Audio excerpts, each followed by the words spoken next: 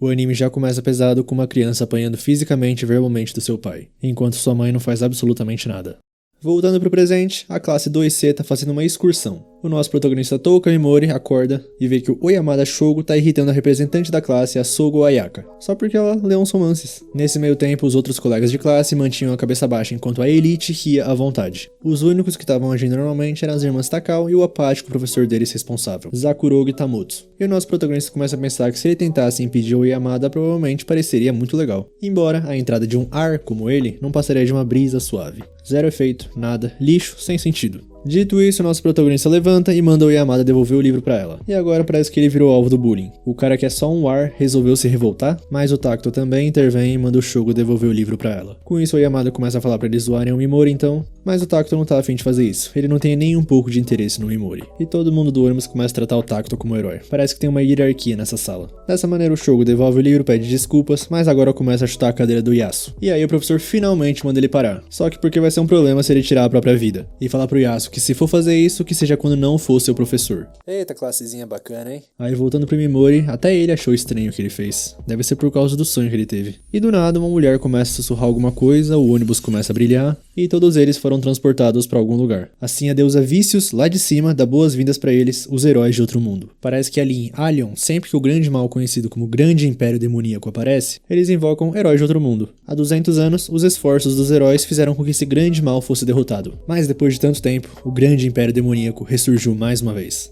Por isso ela pede a eles, os heróis escolhidos, pra emprestar os poderes mais uma vez. Lá embaixo não tem ninguém entendendo nada, se é sonho, se é pegadinha. Eles estavam no ônibus há 1 minuto atrás, será que eles morreram? Mas o professor, como um bom responsável, fala pra todo mundo se acalmar porque ele tá ali. Por isso eles devem ouvir a explicação dessa deusa. Aceitou fácil, professor, hein? Mas parece que é porque ele tá com segundas intenções. O Mimori começa a reparar em volta, se belisca. É realmente outro mundo esse? Aí o Tacto pergunta o que acontece se eles não ajudarem a derrotar o Império. E simplesmente eles nunca mais poderão voltar ao mundo deles. O ritual de invocação reversa requer um elemento especial chamado Essência do Rei Demônio. E atualmente só há 2 métodos conhecidos para obtê-lo. Uma delas é obter o coração do Rei Demônio, a própria fonte da essência do Rei Demônio. E outra é coletar a essência do Rei Demônio depois de derrotar ele e colocar um cristal desse colar. Mas o Oyamada começa a achar falando que isso é problema deles, esse grande império demoníaco não tem nada a ver com eles. Com isso a deusa se ajoelha e pergunta se realmente não tem como salvarem o mundo deles. Aí o representante começa a fazer umas perguntas, porque como a deusa pode ver, eles são apenas humanos comuns. Como eles vão ajudar? Como eles vão ser os heróis da salvação? Só que a deusa fala que tá tudo bem, porque todos eles possuem poderes que os outros humanos não possuem. E pede para os guardas trazerem aquilo. Enquanto isso, nosso protagonista tá com uma sensação estranha. Aí os guardas aparecem com um cara todo acabado, acorrentado e um monstro do outro lado. E liberam o monstro para brutalmente comer ele. Assim a deusa usa a bola de fogo e o bicho some da existência. E uma das irmãs Takao, a Hijiri, fala que vê esse mundo como um mundo diferente do deles, ou possivelmente até um planeta diferente, talvez seja a melhor opção. E agora a deusa fala que tá na hora de confrontar as habilidades escondidas dentro deles. É pra um de cada vez subir ali. Parece que eles estão colocando a mão no cristal pra avaliar se tem talento ou não. Na vez do Oyamada, um brilho grande e vermelho. Parece que ele é bem apto nesse mundo. E já começa a falar que talvez ser o herói desse mundo não seja uma ideia ruim. Só que é a vez do Tacto, o cristal de avaliação brilha dourado e explode. Com isso a deusa fala que ele é a melhor classificação, classe S. E o S é de especial. Em inglês, claro, né? Aí o Shogo vai reclamar porque ela não disse o dele e parece que ele é classe A. Desse jeito, continuando, é a vez da representante e ela também quebra o cristal de avaliação. E além dela, a Hijiri também é uma classe S. A Itsuki, a irmã mais nova, é uma classe A. E a deusa tá feliz porque normalmente mal tem um classe S em uma invocação. Esses são os melhores resultados que eles já tiveram. Agora tá na hora do próximo, o nosso protagonista, Mimori Touka. Assim ele coloca a mão e brilha roxo, só que a luz parece a mais fraca de todas até agora. E a deusa rapidamente fala pro próximo subir. O Mimori pergunta de que classe ele é, mas ela continua ignorando ele. E ele já começa a pensar que vai ser tratado como ar mesmo em outro mundo. A realidade é dura. Mas lá em cima, outra reação inesperada do cristal. É igual ao herói das trevas, conhecido como o mais forte de todos. E quem tá com a mão lá é o Yasu, que o outro estava chutando a cadeira dele antes. Com ele sendo o último, tá finalizado, e a deusa diz que é só falar abrir status pra ver os seus stats. E os do nosso Mimori parecem excepcionalmente baixos. E parece que ele tem uma habilidade exclusiva, infligir condições de status. A deusa fala que habilidades exclusivas são talentos especiais que somente aquele indivíduo pode usar. Alguns deles podem possuir inatos, mas há outros que você pode despertar mais tarde. Falando nisso, o professor é um classe D e o Oyamada nem respeita mais ele. Desse jeito, agora a deusa fala que tem um ritual importante pra realizar, e manda o Mimori descer ali. Ele é classe E, é o herói de de menor classificação dali. E no passado, os heróis de classificação mais baixa sempre foram um empecilho para os heróis de classe superior. Assim, depois de um tempo, foi decidido começar a descartar esses heróis. No entanto, descartar eles repentinamente, com todos no local, às vezes causam choque nos outros heróis, ou até mesmo briga e tal. Portanto, foi decidido que eles dariam uma chance até mesmo aos heróis de classificação mais baixa. Ou seja, esse círculo de teletransporte que ele tá em cima vai levar o herói mais fraco para uma determinada ruína. E se sobreviver às ruínas e chegar até a superfície, eles não vão interferir mais. Vai estar concedido a essa pessoa o direito de viver livremente em Allion. Olha que legal, você estava na sua excursão e do nada é invocado em outro mundo para salvar o mundo deles, aí é mandado pra morte por eles. Aliás, nessa ruína aí, eles enviam muitos criminosos considerados altamente perigosos. E ela vai abrir uma exceção para ele dizer o nome das ruínas, que surpreendentemente é conhecida como Ruínas do Descarte. Mas o Mimori começa a falar que ele tem uma habilidade única e tal, até fala sobre ela. Só que ela fala que nesse mundo os feitiços e habilidades do tipo infligir condições geralmente não têm valor. Todos têm uma taxa de sucesso muito baixa e mesmo que dê certo, mal afetam os monstros de baixa classificação. A duração também é curta, em resumo, a habilidade dele é de nível fracassado. E continua, pior ainda, provavelmente porque ele é de classe E, o status dele também é muito baixo. Aí mesmo que suba de nível não dá pra esperar muito desses números. Aí o Mimori começa a falar que é um absurdo, e o Takuta fala que ele tá sendo vergonhoso, é pra acabar logo com isso. As garotas estão cansadas, será que ele não tem pena delas? Nossa senhora, mas tá pouco forçado pra gente odiar todo mundo nesse anime, hein? E todo mundo começa a falar que o Takuta é muito gentil. Mas o Yasuo chega nele e pergunta se ele tá bem. Com isso, o Mimori se lembra de quantas vezes ajudou ele quando ele tava sofrendo bullying. Mas parece que ele foi lá só pra zoar com a cara dele. Um classe E tem que ter mais respeito por um classe A. Ele só foi falar pra ele fazer o melhor pra viver com o pouco tempo de vida que resta pra ele. Senhor Herói Descartado. Assim, começando o ritual, a deusa joga um saco pra ele. Quando invocado, cada herói tem o direito de receber um item exclusivo. E essa bolsa de couro patética é o item único dele. Quando ele imbuir mana nessa gema, ela brilhará. Mas o representante dá um passo à frente e fala que isso tá errado, é pra parar. O Mimori é um colega de classe deles. E a deusa fala que como ela é classe S, ela não tem opções. E ataca a representante, que até consegue se defender de primeira, mas acaba desmaiando. E agora a deusa fala pra todo mundo olhar bem e lembrar bem da visão do herói descartado. Esse é o fim que aguarda os perdedores, no entanto, todos os outros são vencedores. Só que o Mimori não aceita isso calado, então levanta a mão e usa o paralisar. Mas a deusa se protege facilmente porque ela tem uma barreira protetora, a bolha dissipadora, ativada constantemente. Ela pode fornecer automaticamente defesa absoluta contra feitiços de condições de status. E de repente o Takuto joga uma explosão dracônica do outro lado da sala. Ninguém entende o que aconteceu, nem a deusa, mas ele só fala que estava testando o poder. Agora parece que finalmente o Mimori vai ser teleportado, e todo mundo muito naturalmente zoando ele ou não ligando. Só as irmãs Takao que deixam o lugar. Então a deusa pergunta se o Mimori tem alguma última palavra. Tô falando, ele vai ficar pra sempre aí sendo humilhado e nunca vai ser teleportado. Com isso ele derruba umas lágrimas e lembra do passado, de quando ele tava chorando, mas falando pra si mesmo que não importa o quanto ele se reprima, e finge ser uma pessoa inofensiva, isso é muito diferente de quem ele realmente é. É pra mostrar pra todo mundo o verdadeiro eu que ele tem reprimido todo esse tempo. Desse jeito, ele manda a deusa para aquele lugar e fala que se conseguir voltar vivo, é melhor se preparar. E ele finalmente é teleportado. Só que como tá muito escuro, ele faz igual a deusa falou e imbui mana naquele saco. Ele tá realmente nas ruínas do descarte. E quando ele levanta, ele já topa com uma caveira partida ao meio. E de repente, algo ataca ele. O Mimori começa a correr e mesmo sem olhar pra trás, percebe que o nível, a essência, tudo é de nível diferente. Ele tá tremendo de medo desse monstro. Parece que é a bolsa que tá chamando a atenção. Só que enquanto corre, ele começa a pensar que não é isso. Ele não tá com medo. É uma emoção que ele só sentiu recentemente. Não é medo, é frustração. E quando ele já tava aceitando o fim, ele se lembra de todas as palavras maldosas e usa o paralisar. E funciona, paralisou o monstro. Mesmo a deusa dizendo que as condições de status raramente funcionavam mesmo em monstros de nível baixo. E ele sabe que aquele Minotauro não é de nível baixo, e aceita que só pode ter sido milagre ou muita sorte. Mas na frente dele, outro monstro aparece. Hostilidade genuína, pura e sem filtros. Só que ele não quer morrer, e usa o paralisar de novo. E funciona de novo, então não foi um milagre. Talvez a habilidade dele de condição de status é completamente diferente da magia semelhante desse mundo? Só que ele abre os status, e não tem mais mana. Ele já usou a habilidade uma vez na deusa, no Minotauro e nessa coisa agora. E também na bolsa 2 vezes. E a habilidade paralisar gasta 10 de mana. Por isso ele usa agora envenenar. Aí o bicho parece que começa a apodrecer. Mas ao mesmo tempo o Mimori tá muito cansado, provavelmente porque gastou toda a mana. E começa a pensar o que será que acontece se ele continuar usando a habilidade mesmo sem mana. Só que sem tempo pra pensar, o Minotauro já aparece atrás dele de novo. Parece que o efeito do primeiro paralisar acabou. Aí o nosso protagonista começa a pensar que já se esforçou demais. O clichê normal não seria alguém vir salvar ele agora? Mas ele não pode depender de ninguém. Ele não é um herói nem uma heroína. Só um coadjuvante. Ninguém vai salvar ele. Não é pra confiar, não é pra contar com ninguém, não é pra ter expectativas nenhuma. É assim que ele vai conquistar tudo. E dá uma coringada na frente do Minotauro, que começa a luta dele pela sobrevivência.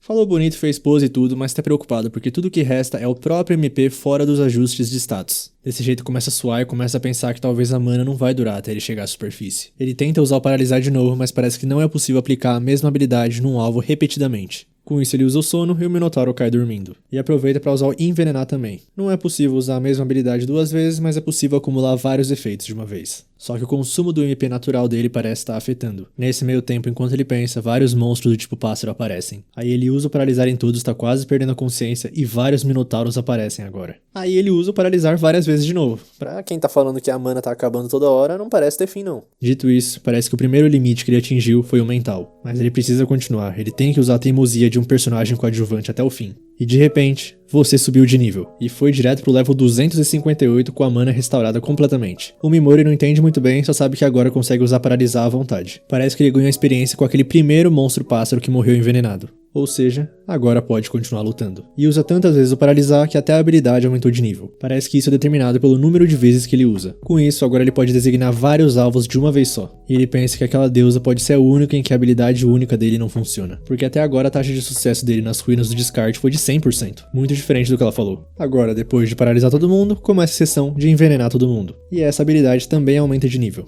Por isso, nesse momento, o nosso protagonista só consegue ver esses monstros como pontos de experiência. Ele abre os status e vê que os ajustes de estatística são multiplicados pelo nível dele. E a mana dele, que antes era 33, agora é mais de 8.000. Com isso ele dá uma descansada, e conforme os monstros vão morrendo envenenados, mais níveis ele sobe. Já chegou até 395. Agora com os monstros que ainda estão de pé, ele usa a habilidade sono para aumentar o nível dela também. Aí mais monstros vão morrendo, e ele já chegou no nível 501. Não há garantias, mas ele já começa a pensar que pode sobreviver. Com esse poder ele pode matar quantos deles quiser. Desse jeito, os monstros até começam a fugir dele agora. Assim ele começa a explorar e encontra um esqueleto e pega uma faquinha que estava com ele. Claro, dá uma risada pelo guerreiro que já teve ali um dia. E agora o foco é achar comida e água. E ele tá com tanta fome que começa a pensar que os monstros podem ser vacas e galinhas. Desse jeito ele volta, vê o corpo dos minotauros, a habilidade de veneno já foi desativada, mas a pele deles é muito dura pra cortar com a faquinha. Nesse caso, ele vê o olho.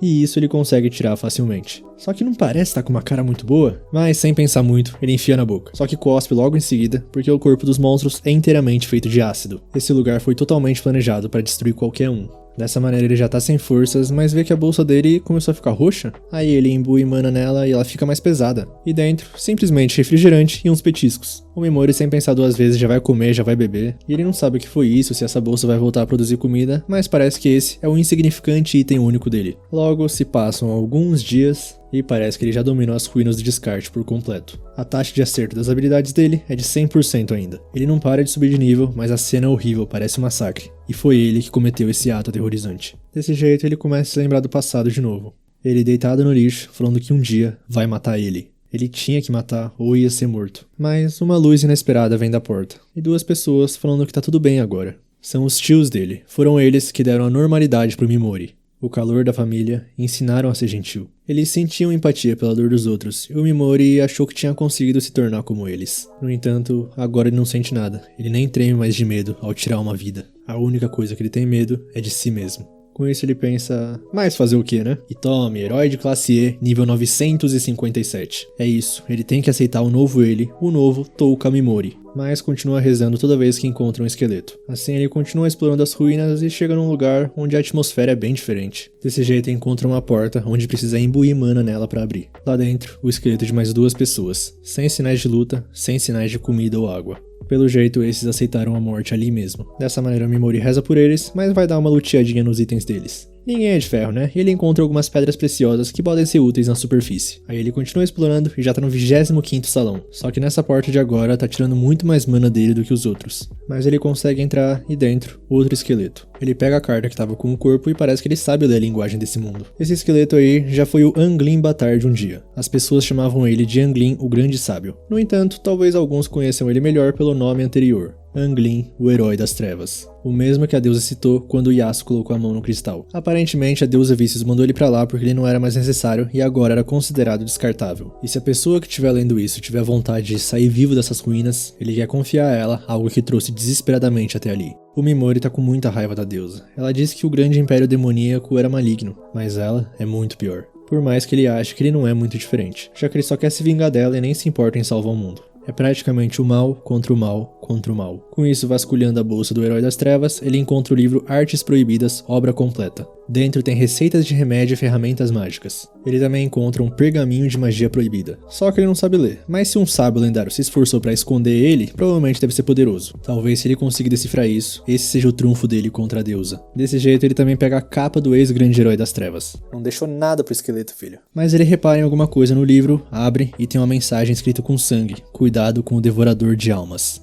Foi isso que matou todos os outros. Assim, ele continua explorando as ruínas e mais corpos pelo caminho. E chega no que parece ser a última porta, só que parece que não dá pra abrir sem colocar alguma coisa nela. Mas se essa é a última porta, significa que tá ali, em algum lugar próximo. Até mesmo o Herói das Trevas, dito o herói mais forte, não conseguiu derrotar esse monstro chamado Devorador de Almas. O Mimori confere os status uma última vez e tá no nível 1229. Ele tentou aumentar o nível máximo que pôde no caminho até ali. Explorando mais, ele chega numa sala e tem um rosto no fundo, só que na testa dele parece ser o que precisa pra abrir aquela porta. Sendo assim, provavelmente esse é o Devorador de Almas. Desse jeito o Mimori já tenta usar o paralisar, mas imediatamente o monstro contra-ataca. Parece que o feixe dele é ativado no momento em que ele começa a ter a intenção de atacar, ou seja, nenhuma abertura pro ataque. Mas ele precisa dessa joia pra fugir, só que matar essa coisa é muito difícil. Ele precisa dizer o nome da habilidade pra ativar ela, além de já estar no limite do alcance dele. Dito isso, enquanto ele pensa, o Devorador de Almas já começou a se mexer, a coisa que conseguiu acabar com um homem que já foi o mais forte, o motivo pra taxa zero de sobrevivência entre os descartados. Ao mesmo tempo, isso também significa que essa vai ser a luta final do Mimori pela própria vida nas ruínas do descarte. Mas o monstro não tá fazendo nada, mesmo sabendo que ele tá ali. Só que é só falar que ele começa a vomitar uma coisa bem nojenta no chão. E dessa gosma começa a se formar alguns soldados. Provavelmente uma recriação. O monstro tá mostrando como os descartados morreram. Seus rostos enquanto ele os matava. Mostrando isso e observando como o Mimori reage. É desse jeito que o Devorador de Almas se diverte. Desse jeito o próprio monstro começa a ir pra cima e dá um grito bem agudo. O Mimori usa o paralisar nos soldados e quando vai usar o envenenar, ele começa a falar que não consegue fazer isso. Mesmo que eles já estejam meio mortos. Ele não pode fazer isso com outras pessoas. E o bichão com o olhão aberto observando tudo. Como ele poderia usar a horrível habilidade de envenenar em outra pessoa? Ele não é como um monstro que usa almas humanas como brinquedos. Os monstros são uma coisa, mas com coisas parecidas com humanos? E vendo tudo isso, o monstro tá se acabando de rir e começa a soltar mais gosma. E mais soldados são recriados. O Mimori começa a recuar e sabe que o monstro tá gostando do desespero dele. Tá saboreando tudo isso. Ele começa até a chorar na frente do monstro, falando pra qualquer um, pode ser qualquer um pra salvar ele. E cada vez mais ele pode sentir o êxtase do Devorador de Almas vendo tudo isso. E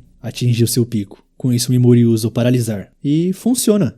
Esse foi o melhor momento da vida do Devorador de Almas, por isso ele abaixou a guarda. O monstro provavelmente nem se deu conta que o Mimori nunca abaixou o braço esquerdo. Essa é a falha fatal que possuem aqueles que são arrogantes em sua força. No momento em que você se convence que a vitória é inevitável, dá origem ao seu maior inimigo, o excesso de confiança. E por sinal, o paralisar aumentou de nível. Tudo isso que o Mimori fez foi tudo uma encenação. Por dias, meses e anos, ele tentou se tornar inofensivo, se tornar normal, gentil, até ele se enganou tanto se esquecendo de como ele realmente era, porque ele sempre teve que continuar atuando como Mimori Touka, o personagem de fundo, gentil e normal. E agora ele usa envenenar em todo mundo. Mesmo que fossem monstros que o Devorador de Almas criou usando a alma dos eliminados, isso não seria motivo para o Mimori se conter. Enfrente a hostilidade com hostilidade, a sede de sangue com sede de sangue. E sinceramente, ele tá feliz que tinha as estatísticas mais baixas dessa ruína, porque desse jeito subestimam ele e foi por isso que ele sobreviveu. O Devorador de Almas tenta se mexer, mas parece que se eles fazem isso enquanto paralisados, isso causa danos adicionais. Agora, envenenar no próprio monstro e o infligir veneno subiu de nível. Pro restante dos soldados que ele criou, o Mimori manda todo mundo dormir. E com o Devorador de Almas derrotado, as almas que ele tinha devorado começam a sair. As imagens dos descartados que lutaram contra o monstro começam a aparecer para Mimori, parabenizando ele por ter derrotado. Eles estavam observando ele esse tempo todo e até se assustaram quando ele tentou comer um monstro. Até o casal que ele roubou as joias tá ali e pede desculpas se elas forem baratas. E por último e não menos importante, o ex-herói das trevas fala para ele dar um jeito na deusa. As almas finalmente partem e o Mimori pensa que não tem nenhuma obrigação de aceitar essa solicitação. Mas eles não precisam se preocupar, porque pode tomar o tempo que for, o Mimori pretende pegar de jeito a deusa. Ele coloca a pérola do monstro na porta e ela realmente se abre. Com isso, nosso protagonista dá adeus às ruínas do descarte. Em algum lugar do lado de fora, os outros alunos também já tinham começado sua jornada. E eles até estavam indo bem, estavam derrotando os monstros bem fáceis, só que tipo o Tacto, por exemplo, tava no nível 18 só, enquanto o nosso protagonista, o Mimori, já tá no nível 1000 e pouco. Mas pelo jeito já tava rolando até alguns grupinhos entre eles, tipo a Asagi meio que forçando a Kobato a entrar no grupo dela. E ela no caso é classe B de bola e a Kobato é classe D de dado. E a Asagi fala pra ela que como ela é classe D, ela não vai conseguir entrar no grupo do Tacto, então vai entrar no grupo dela, né? Já as irmãs Takao são sempre uma dupla, e a Ayaka vai morrer de qualquer jeito. E ela continua que a Kobato de qualquer forma devia se preocupar com a posição dela, porque caso eles derrotem o grande demônio lá e tal, o que eles conseguirem lá pode afetar no país deles quando eles voltarem, e vai ser muito ruim se a Kobato não tiver onde se encaixar. Por isso que mesmo se ela for fraca, ela pode ajudar com o corpo dela. Lembrando que essa turminha aí, nem um pouquinho forçada, era só adolescentes uns dias atrás. E agora, como a Kobato ainda não passou no teste que a deusa designou a eles, elas vão ajudar como o grupo Asagi sempre faz, e trazem um bicho quase morto lá pra ela matar. E se ela não quiser fazer isso, pode ser eliminada que nem o Mimori. Desse jeito, no fim das contas, ela acaba matando o bicho. E se lembra que no passado ela viu um gatinho machucado no meio da rua e o Mimori foi pra ajudar. E nesse momento ela se sente culpada porque não pôde fazer a mesma coisa. Cortando pra nossa Ayaka Sogo classe S agora, ela acorda com uma dorzinha na barriga pelo soco que levou da deusa. E preocupada com o Mimori. Assim ela vai conversar com a deusa e a deusa começa a chorar falando que é uma pena o que aconteceu com o Mimori. Mas infelizmente esse ritual é uma política firme do reino de Alien. E ela pede as mais sinceras desculpas pra Sogo. Só que não há tempo pra ficar triste. O ritual continua e enquanto a Sogo estava dormindo, todos os outros partiram em um teste para determinar se conseguiriam matar um monstro. No entanto, vários deles não conseguiram se defender dos monstros e foram desqualificados. E infelizmente de novo eles devem pedir para aqueles que não podem cumprir seu dever como herói que se retirem. Mas a Sogo já percebeu que isso quer dizer eliminar os fracos. Então ela fala pra deusa que não concorda com a maneira como ela tá fazendo as coisas. Só que aí a deusa para de chorar e começa a rir do nada, falando que o mundo tá cheio de todos os tipos de pessoas e opiniões. E como uma deusa ela é aberta a várias opiniões. Portanto, ela está disposta a aceitar uma pequena diferença de pontos de vista. Dito isso, lamentavelmente, segundo as políticas de Arion, eles ainda precisam se desfazer do que não tem valor. Então a Sogo, sabendo que é uma classe S bem valioso para ela, fala que vai fazer a missão para compensar os alunos que não conseguiram passar em seu teste. E em troca disso, a deusa pararia com os descartes. E ela fica toda animada e concorda com a proposta maravilhosa. E também pede desculpas por ter dado um soco no estômago, mesmo que tenha sido para acalmar a histeria dela sobre a situação. Desse jeito, as duas apertam as mãos e a Sogo repara que as mãos da deusa eram bem geladas. Agora, em outra parte da floresta, uma mulher é perseguida. É a tal princesa cavaleira e está sendo perseguida pelos vigilantes sagrados, um grupo com demônios e alguns outros cavaleiros. Voltando para o nosso protagonista Mimori, ele finalmente está do lado de fora e dá uma olhada nos seus status atuais. Herói de classe E, level 1789, mas parece que só a mana dele que é excepcional. Só que parece que as habilidades dele, agora no nível 3, têm outras funções também. Tipo, a paralisia pode selecionar vários alvos, cancelar de uma vez ou cancelar parcialmente, tipo só na cabeça. O veneno também pode selecionar vários alvos, cancelar, mas também pode tornar não letal o veneno agora, pra evitar que os alvos morram. E o Mimori tá a fim de testar em alguns monstros isso ali perto. E também, ele sente que precisa de uma espada. Alguém que possa atuar como um tanque e cuidar da linha de frente. Nisso ele encontra alguns slimes e parece que eles estão brigando, um grupo de slimes está fazendo bullying contra o slime, e o nosso protagonista todo bonzinho começa a torcer pelo pequeno slime, que consegue se livrar dos valentões slimes. E esse é o espírito. Aí o Mimori entra, paralisa todo mundo, também dá uma envenenada, dá uma testada nos novos poderes, e libera só os valentões para eles fugirem logo. E ele começa a falar pro pequenininho desculpas por não ter ajudado antes. Aliás, ele fala que o slime foi bem, foi bom ver ele se defendendo contra os valentões. Então ele desfaz a paralisia e sai fora, falando pro slime ser forte. Dito isso, o slimezinho começa a seguir ele. E o Mimori se identifica com o monstrinho porque ele não se encaixa como ele. Voltando pra princesa cavaleira, parece que ela conseguiu despistar eles, mas a presença ainda persiste. Ela já percebeu que eles estão brincando e só estão esperando que ela se esgote. É assim que os vigilantes sagrados de sangue heróico caçam. E de novo, com o nosso protagonista, ele já virou amigo do slimezinho pelo jeito, que vai ficar responsável pela retaguarda do Mimori. E ele tá lendo o livro que ele pegou do ex-herói das trevas, sobre a arte proibida, um experimento para fortalecer os monstros. Aliás, tem até uma descrição de como criar uma solução para aprimorar os slimes. Então o Mimori começa a falar pro slime que o que ele tá buscando é a velha e simples vingança pessoal. Ele tava realmente precisando falar com alguém pelo jeito. Portanto, o monstrinho ali vai ter que se alinhar ao ego dele, porque se quiser ir embora, a hora é agora. E o slime parece que fica verde quando quer dizer sim e vermelho quando quer dizer não. Desse jeito agora, o Mimori tá contando com o Pigmaru. Esse é o nome que o nosso protagonista deu pro slime, que gostou e até começa a dançar. Agora, de novo com a cavaleira, os vigilantes já diminuíram a distância. Então ela não tem mais opção a não ser usar aquilo. E desembainha a espada e começa a recitar um encantamento, onde surge até uma armadura nela. Esse é o traje do espírito e ela ofereceu o sono dela em troca. Só que os vigilantes acabaram encontrando foi o Mimori e não ela. O nosso protagonista começa a fingir que tá com medo pra abaixar a guarda deles. Eles caem perfeito nisso, começam a decidir se vão roubar, se vão matar ele, se vão testar o corte da espada nova no humano, mas no fim só querem acabar com isso rápido, porque o bom de encontrar homens é que eles acabam com isso rapidamente porque não precisam se divertir. Por isso eles querem ir logo atrás da mulher. E parece que esses tais vigilantes sagrados já fazem isso faz tempo com mulheres. Capturam elas e ficam arrastando elas até quebrá-las. Nisso conversa vai, conversa vem, quando eles vão atacar o Mimori de vez, ele usa o paralisar neles. Realmente, pelo jeito a única que resiste ao paralisar é a deusa. Ele também percebe que os caras são mais fracos que os monstros da ruína, embora a malícia é igual ou pior a deles. Ou seja, no fundo ele fala que todos são um lixo, e o Pigmaru também tá bravo. Desse jeito, sede de sangue por sede de sangue, hostilidade por hostilidade. Mesmo enfrentando humanos, o Mimori pode matar, e usa o envenenar letal em todos. Só que ele ainda sente que tem alguém por perto. É a mulher que começou a ficar nervosa porque a presença de todos sumiu do nada. Ela não sabe se eles estão planejando algo, mas sente alguém lá também. Uma presença não muito forte, mas inquietante. Até os espíritos estão assustados com isso. Com isso, de repente ela ataca, mas era só o Pigmaru. O Mimori já tá atrás dela e usa o paralisar. E fala que tá a fim de conversar um pouco porque ele percebeu alguma coisa além da hostilidade dela. Só que ela vai continuar imóvel por precaução. Aí ele começa a falar que tá perdido, que não é dali e esperava que ela pudesse ajudar ele a se informar. Só que com o paralisar ela tá com dificuldades de abrir a boca. Com isso ele fala que vai desfazer o paralisar só na boca dela, mas não é pra tentar nenhuma gracinha, senão ele vai paralisar tudo de novo. Mas na verdade isso só é um blefe porque é impossível usar o paralisar continuamente. Agora a cavaleira pode falar normalmente e tem algo que ela gostaria de confirmar antes de responder as perguntas dele. O que aconteceu com os 4 homens que estavam por ali? E o Mimori fala que simplesmente matou e pergunta se eles eram amigos dela. Mas ela fala que não e tá surpresa que ele fez tudo isso sozinho porque eles eram vigilantes sagrados. Só que o Mimori fala que tem um aliado, embora ele não pretenda revelá-lo no momento. Ele realmente já ama o Pigmaru. Aí a mulher acredita nele porque ela não tá sentindo nenhuma falsidade vindo dele. Ela parece bem confiante na capacidade dela de discernir mentiras. Com isso ela fala que agora é a hora dela de responder as perguntas, afinal ele é o salvador dela. E ele também fala que ela não parece uma pessoa ruim. O nosso menino Mimori tenta se fazer de durão, mas no fundo ele é só um coração mole, né?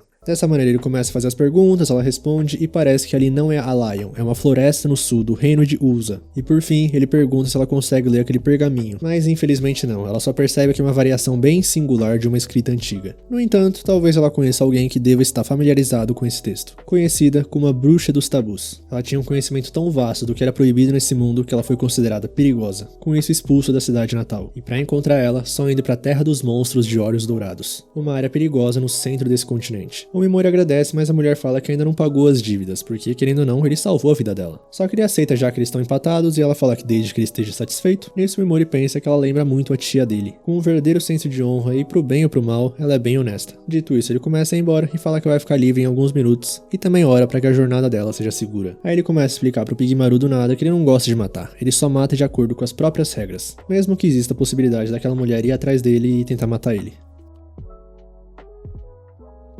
Já na cidade provincial de Mills, o nosso protagonista consegue entrar facilmente na cidade porque eles acham que ele foi atender o chamado para conquistar as ruínas. O marquês de lá quer que os guardas deixem entrar o maior número possível de mercenários que se dirijam às ruínas, ou seja, sem revistas ou verificações de passagem. Ele chega no hotel, mas o dono não parece ver o Mimori com bons olhos. Aí ele mostra que tem dinheiro e o comportamento do velho muda completamente. Até pergunta o nome dele e o nosso protagonista mente falando que é Hat Skull. Mais tarde ele anda pelas ruas, parece ser uma cidade segura. Tem todas as lojas típicas que você esperaria de uma cidade de fantasia ocidental. E ele até vê uma guilda de aventureiros, só que o que ele queria mesmo era saber se algum deles vende itens mágicos. Desse jeito ele resolve ir numa taverna. A comida parece boa, os ânimos estão exaltados, as vozes são altas. E isso é perfeito para coletar informações. Os caras da mesa do fundo meio bêbados estão discutindo quem eles acham que é o mais forte do continente. Tem a Brigada Brilhante liderada pelo belo Imperador Louco Falken do Tsini, tem o Reino Magnar ao norte com a Ordem dos Lobos Brancos, também tem a Ordem Sagrada da Expurgação no Ducado de Yonato a oeste. E eles também têm o próprio Reino de Usa que tem a Ordem dos Caçadores de Monstros. Ainda assim, os mais fortes do continente devem ser os Cavaleiros do Dragão Negro, do Império de Bakos que exterminou o Sacro Império de Nea.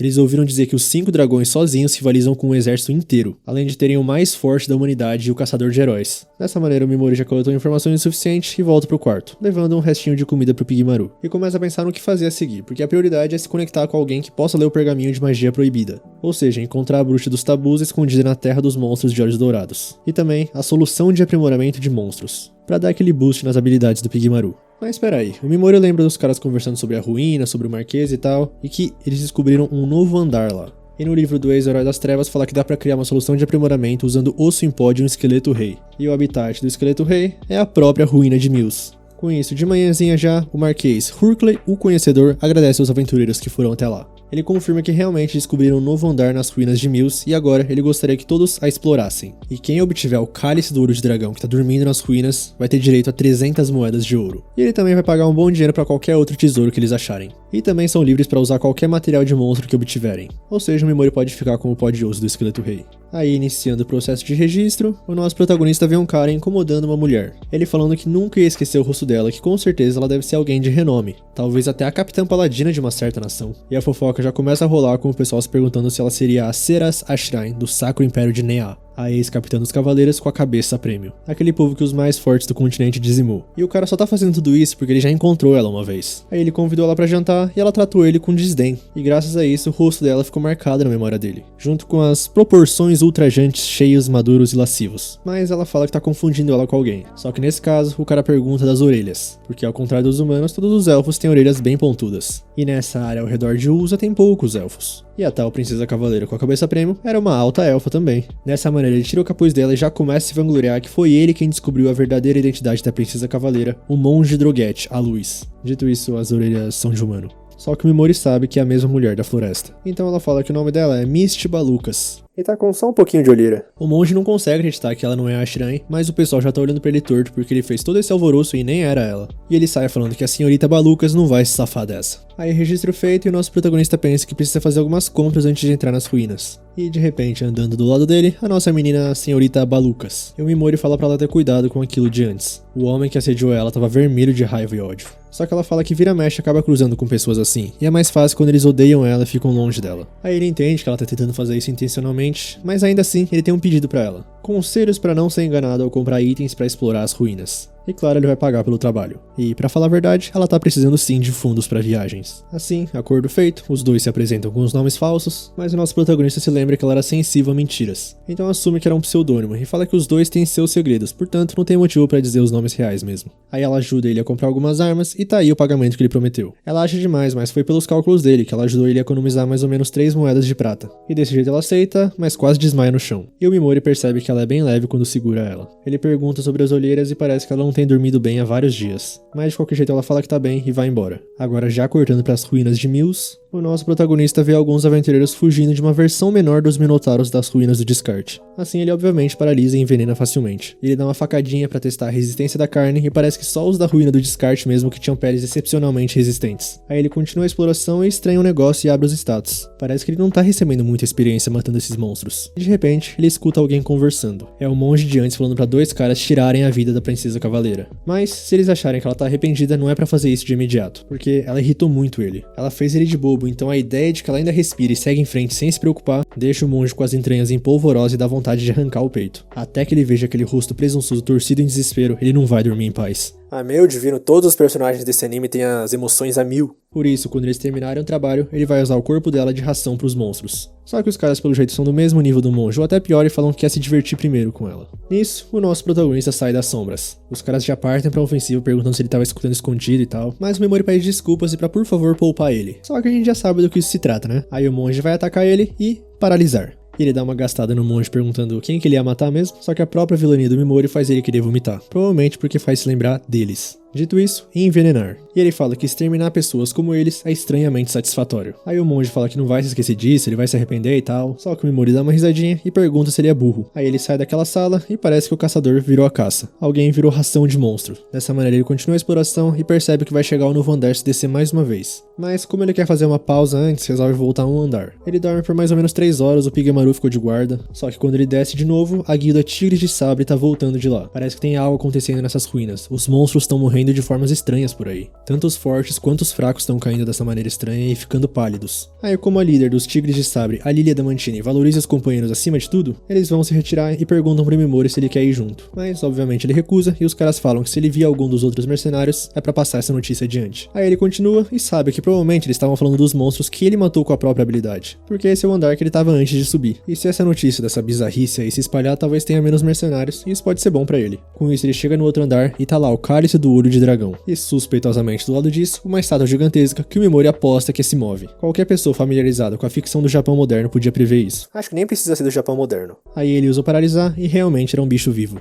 Então finaliza com o envenenar. O Mimori pega o cálice, mas o Pigmaru avisa que tem alguém atrás dele. Só que a nossa menina Misty Balucas. Parece que ela se enrolou com um bando de monstros e só acabou chegando agora. Só que o nosso protagonista fala que se ela precisar desse cálice, ele dá pra ela. Mas querendo ou não, isso vale 300 ouros e ela quer dar alguma coisa em troca. Só que o Mimori fala que não quer nada no momento. Mas ela insiste, porque isso vai manchar a honra dela. Ela faz qualquer coisa. Calma, eu sei que ela tá repetindo bastante, mas para de pensar nisso. E o Mimori começa a falar que ela tá com um cara que podia desmaiar no primeiro vacilo. É ela que precisa descansar. Além disso, o Hachiko é uma pessoa extremamente gentil, principalmente com mulheres bonitas. Só que ela consegue ver que ele tá mentindo. Aí ele descobre uma passagem secreta e fala pra ela que o objetivo dele não é esse tesouro, e sim um monstro que tá à espreita lá embaixo. Esse chamado pra conquistar as tais ruínas só coincidiu com o tempo dele ali. E por isso, ela fala que então vai ser guarda-costas dele protegendo ele. E jura que não vai ser um peso. E como ela parece que não vai ceder por ter um forte senso de honra, ele aceita, mas dá algumas condições. Como regra geral, evitar fazer perguntas sobre as circunstâncias um do outro. Uma relação só entre guarda-costa e cliente. Além disso, não necessariamente ele vai retornar à superfície em um dia. Portanto, se ela quiser voltar por conta própria, ele não vai ser responsável por ela. E ela aceita tudo isso. Ela vai proteger o Sr. Hatch, mesmo que isso custe a vida dela. Assim, continuando, ela é realmente forte na espada.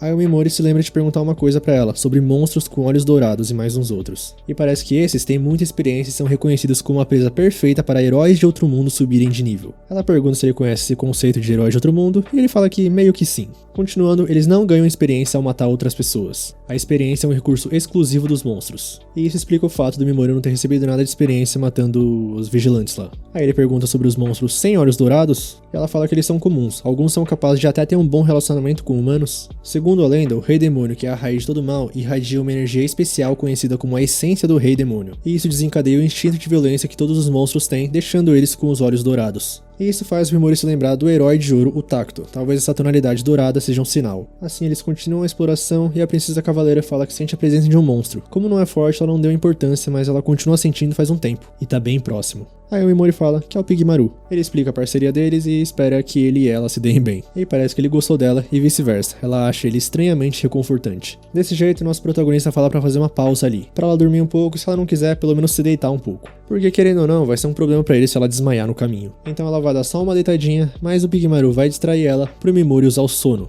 Desse jeito ela pode descansar um pouco. E nisso o disfarce dela para e as orelhas de elfo aparecem. Ela é realmente a ex-capitã do Sacro Império Nea, Seraz Ashrain. E em algum lugar da superfície, a guilda mais forte do continente está vendo o local onde os 4 vigilantes sagrados foram mortos. Eles acham que quem fez isso foi a princesa cavaleira com seu traje de espírito. Com isso, o Civit Gartland, o mais forte da humanidade, pede um pouco de emoção para ela. A nossa dorminhoca Misty finalmente acorda e estranha porque o pacto ainda não devia ter expirado. Nisso o Pigmaru começa a fazer uns barulhos e o nosso protagonista também levanta. Dessa maneira eles continuam a jornada e chegam numa sala que parece que tá vazia, mas era só uma emboscada de um monstro que surge do nada. É o tal do esqueleto rei e o Mimori reconhece que ele tá muito acima dos monstros dessa ruína. Aí a Ashrain avisa que o ponto fraco dele é a parte prateada embaixo do queixo. E também começa a falar que é muito para o soldado comum, é forte que até os tigres de sabres não aguentam. Por isso ela vai ter que ativar um poder que melhora as habilidades dela, mas o Sr. Hatch não vai poder contar pra ninguém sobre isso. E se ele quiser ele pode fugir e toma paralisar. Esse monstro só é forte em comparação com os outros monstros dessa ruína.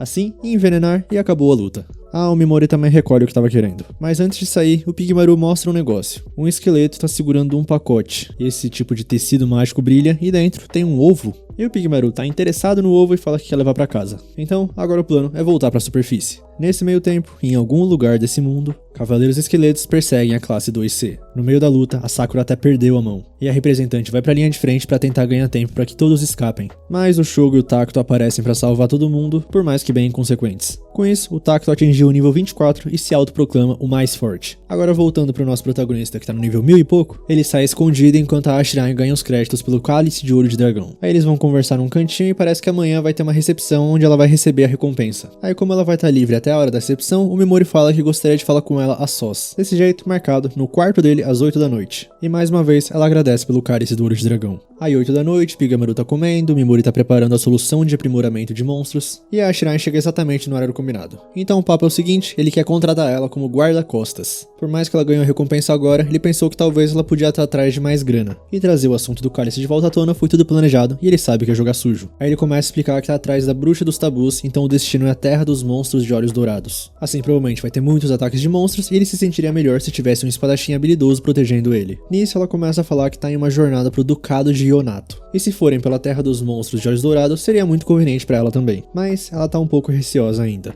Então Mimori tira a carta da manga perguntando alguma coisa pra ela e chamando ela de Ashirai no final. E ela responde sem pensar. Ele pede desculpas por isso, mas explica que percebeu quando ela dormiu nas ruínas de Mills, que aliás foi ele que fez isso. Aí ele continua que viajar juntos e tentar ocultar a identidade seria um problema. Por quê? Ela não pode dormir dessa forma. E a Ashirai confirma, ela usa o poder dos espíritos pra ocultar a própria identidade. Só que em troca ela oferece o desejo de dormir. Por isso volta ao normal quando dorme. Assim ela cancela o feitiço e o Mimori presume que é porque tá mostrando confiança a ele. Por isso, ele também fala que o nome verdadeiro dele é Touka Mimori. E por favor, ele também não quer que compartilhe isso com ninguém. Desse jeito ela se apresenta de novo como Seras Ashirai e fala que vai ser a guarda-costas dele e o acompanhará até a Terra dos Monstros de Olhos Dourados. E ele também já adianta o pagamento, que pega ela de surpresa. Ela se assustou porque tem quase certeza que isso é uma gema de dragão azul, joias que raramente nascem dentro dos lendários dragões de olhos azuis. E não existe nenhuma circulando no mercado no momento. Ou seja, seu valor supera facilmente a recompensa do cálice do ouro de dragão. Aí de novo ela tenta não aceitar, mas ele fala que já é dela. E se não quiser pode jogar fora. Aí tudo combinado e é pra chamar ele de Hachi na frente de outras pessoas. Tal como ele também vai chamar ela de Misty lá fora. E quando parece que ela ia começar a contar mais coisas sobre ela, o Touka fala que não quer saber. Como empregador, ele só quer que ela esteja em sua melhor forma como guarda.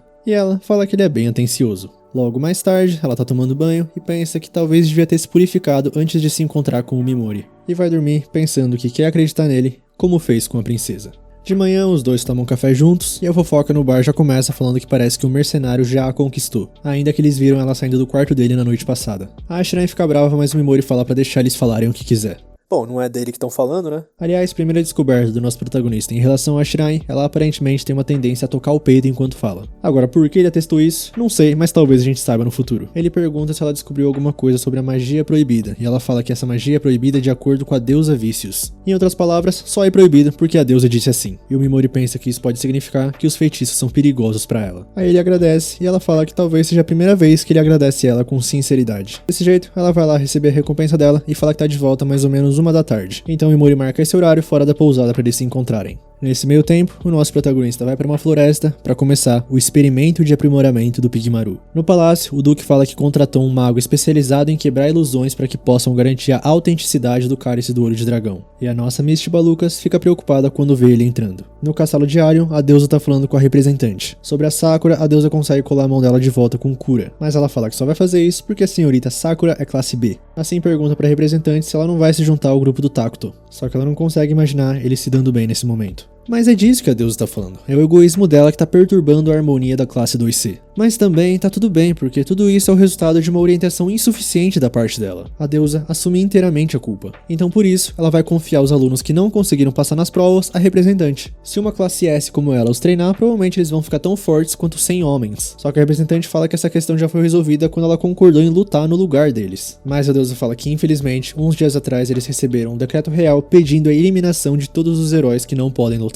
Assim, infelizmente, se a representante recusar, ela vai ter que se livrar deles. Desse jeito, nova tarefa aceita. Ah, e mais um detalhe que a deusa esqueceu de falar, se eles se tornarem um obstáculo, talvez a representante esteja forçada a enfrentar uma realidade cruel. Mas ela sabe que todo mundo vai ficar bem porque os humanos sempre se fortalecem quando enfrentam a realidade. E a representante agradece a compreensão. Mas depois dela sair da sala, a deusa faz uma cara que parece não gostar muito dela. Voltando pro nosso protagonista, já bem depois da 1h da tarde, ou ele julgou mal, ou algo aconteceu com a Ashirai. E o Pigmaru dá o veredito que acha que algo aconteceu com ela. Assim, os dois apostam nisso e vão atrás dela. Ela dificilmente teria um motivo para abandonar eles, porque se ela não quisesse ir, ela simplesmente podia ter recusado o pedido. Aí ele ouve dois caras conversando. Parece que a mulher que encontrou o cálice do ouro de dragão é a fugitiva princesa cavaleira, e ela fugiu pra floresta escura. Mas é bom ninguém tentar capturar ela, porque os cavaleiros do dragão negro já estão indo atrás. Aí com esses enviados de Deus dando todas as informações que o nosso protagonista precisa, não dá pra recusar, né? Logo na floresta escura, a Ashirai tá realmente fugindo dos cavaleiros do dragão negro. E ela até consegue se virar bem, mas graças à quebra de ilusões do mago do palácio, o espírito de luz dela tá desorientado. Ou seja, não pode se transformar até que ele se recupere. Aí ela derruba o último, mas de repente, uma adaga vai em direção a ela. Só que da direção de onde veio, só um dragão sozinho. E ela sabe que aquilo era só um chamariz, o verdadeiro inimigo tá na frente dela. Mas ele também tá atento, e ele é o Gizun, o vice-capitão do esquadrão liderado pelo Sr. Orban dos 5 Dragões. Aí como ele tem certeza que vai matar ela, ele começa a contar do porquê mudaram a postura de levar ela em cativeiro pra eliminar diretamente. A equipe Orban tá sob ordens secretas, e ele confessa que ela tem recursos tão atraentes quanto mel e um corpo que estimula os instintos dos homens. Mas mesmo assim, ainda há pessoas nesse mundo que gostariam de ver ela sem vida. E de repente, ela escorrega. Nisso, Gizon aproveita para tirar a espada dela e imobilizar ela. E fala que disseram para eles não fazer nada com ela, mas ela pode se alegrar, porque se ela nunca esteve com um homem, paralisar. E o cavaleiro não consegue se mexer. O nosso protagonista aparece e fala que já passou muito do horário em que ele e a Shirain combinaram de se encontrar. Aí ele continua usando o envenenar, mas pro cavaleiro ele põe não letal. Então ela pergunta o que ele tá fazendo lá, e ele fala que obviamente foi procurar ela. Mas antes de continuar, ele põe o Gizon pra dormir, pra ele não poder ouvir nada de importante. Assim a Shirain continua que se ele for com ela, ele também vai ser perseguido pelos cavaleiros do dragão negro. Aí ela tenta devolver o pagamento pra anular o acordo, mas é ele que dá alguma coisa pra ela. Um saquinho cheio de gemas do dragão azul, e fala que vai ser um saco procurar um guarda tão forte quanto ela. Então agora ele tem um pedido. É pra Shirain tirar as roupas ali mesmo. Mas calma, ele só falou isso porque as pessoas de Mills viram ela com essa roupa, e até ela confessa que ficou um pouquinho abalada. Além disso, o nosso protagonista tem uma proposta pra ela. Por que a Shirain não negociou com a bruxa dos tabus e pede asilo? Tipo, ninguém sabe onde ela mora, ele tá indo pra Terra dos Monstros sozinho pra aprender mais sobre aquela escrita antiga, então é até um ponto a mais pro acordo ficar de pé. Aí ela indaga por que ele se importa tanto com ela, e o Mimori responde que é porque ela lembra alguém. Sem falar de aparência, voz, nem personalidade, ele só diz que elas passam a mesma aura. E abandonar ela ali seria como abandonar essa pessoa. No caso, a tia dele. Nesse meio tempo, o dragão que estava envenenado já morreu e o Mimori acorda o cavaleiro. E fala pra ele que se responder as perguntas com honestidade, ele terá piedade dele. Aí o cara se faz de durão, mas quando a Shirain pergunta quem que é ela morta, ele diz que vai falar porque tá curioso. Ele quer ver como uma antiga alta elfa princesa que girou sua espada ao Sacro Império reagirá quando descobrir a verdade. Mas de repente, uma escada cai do céu e silencia ele. E lá em cima tá o inimigo. Roupas e cabelos brancos. Olhos de um vermelho vívido. E ele já se apresenta como Sivit, apesar que muitos nesse mundo conhecem ele como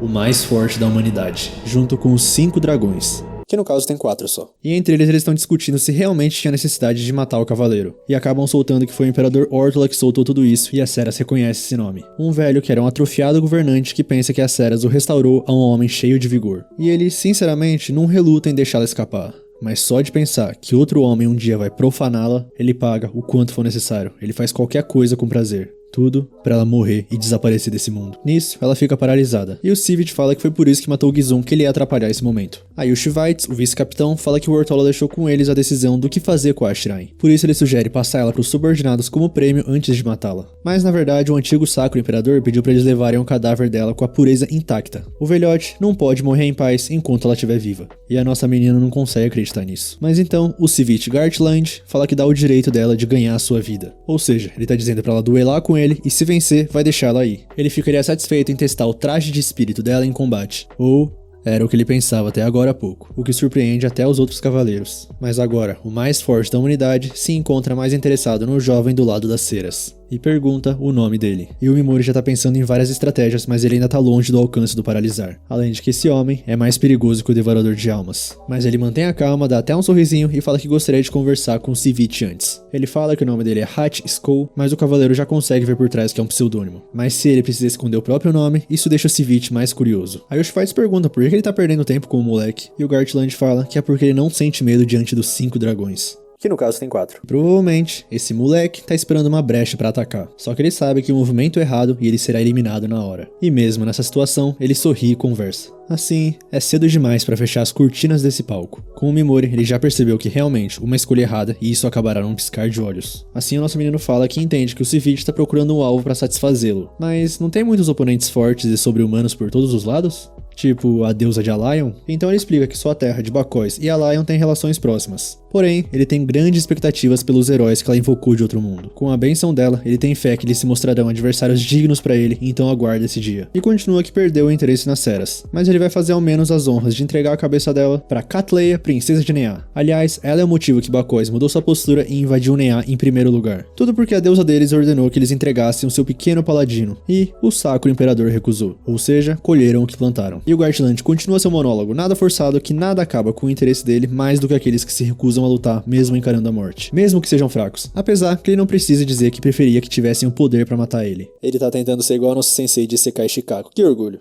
E com todas essas informações, o Mimori já preparou o caminho da sobrevivência. Assim começa a falar que os Civic Gartland desejam um adversário que possa ameaçar sua vida. Desse jeito, e se ele se tornasse esse adversário? E joga sua carta Divisor de Águas, revelando que seu verdadeiro nome é Touka Mimori, um herói de outro mundo. Todos ali até as ceras ficam chocados, mas o mais forte da humanidade fala que agora as peças se encaixaram. Ele sabia que tinha alguma coisa errada. No entanto, o que o Mimori planeja fazer num lugar como esse? E o nosso protagonista já percebeu que ele sente mentiras. Então fala que tem uma posição única mesmo entre os companheiros heróis. Por isso age sozinho, por ordem da deusa. E realmente nada disso foi meio verdade, mas o Civic pode interpretar de qualquer maneira. Então o cavaleiro pergunta por que ele age de forma independente dos outros heróis. E o Mimori responde que é porque ele tá em um nível diferente dos outros. Um guerreiro classe E, querendo ou não. Um homem que até a deusa reconhece como especial. E isso deixa o Gartland bem animado. Aí pergunta o que o herói de outro mundo deseja com ele. Que no caso, ele quer adiamento. E continua que ele quer ficar mais forte do que é agora pra matar o mais forte da humanidade. Mais forte do que qualquer um e vai ganhar poder suficiente pra acabar com aquela deusa. E isso é como música para os ouvidos do Gartland, que pergunta como ele pretende ficar tão forte. E o Mimori explica que vai pra terra dos monstros de olhos dourados, seguindo um caminho diferente dos outros heróis, porque a deusa Vícios deu essa liberdade a ele. Mas de qualquer jeito, ele garante que vai voltar pra ela. Dessa maneira, o mais forte da humanidade aceita. Ele quer ver o resultado do Mimori e desse crescimento, pra no fim, lutarem até a morte. E o Mimori, cheio de marra, fala que sim, um dia eles vão resolver isso entre eles. Assim, ele tá liberado pra partir, mas as ceras da Shirai não. Só que o Mimori fala que assim não dá, ele precisa do poder dela pra chegar até a terra dos monstros de olhos dourados. Ele quer usar essa elfa pra ficar mais forte. E ouvindo tudo isso, parece que o Gartland já considera o Mimori como o melhor amigo, de tanto que ri. E fala que vai ter misericórdia com a Shirai também. Os outros guardas chiam, mas o Civic fala que o Mimori precisa dela. De qualquer jeito, eles matam ela depois do duelo deles. Mas eles falam, e se ele desaparecer? E o mais forte da humanidade manda ele calar a boca ou vai matar ele. Aí manda o Shivaites também avisar o Grim Reaper que ninguém vai encostar nesses dois. Com isso, prepara a saída falando que o primeiro ato provou ser uma performance que em muito superou a imaginação dele. E ele mal pode esperar pelo dia em que encontre o Touka Mimori de novo. Já o nosso protagonista pensa que funcionou. Ele ganhou a aposta. Em outras palavras,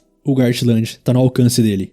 Paralisar. E o Gartland quase conseguiu reagir a tempo. Os 5 cavaleiros, que no caso são 4, caem todos no chão. E o nosso protagonista fala pro mais forte da humanidade que essa não é uma história bonita, porque essa é uma história de vingança. Eles eram só um risco pro Mimori, portanto, ele vai pôr um fim nessa música e dança.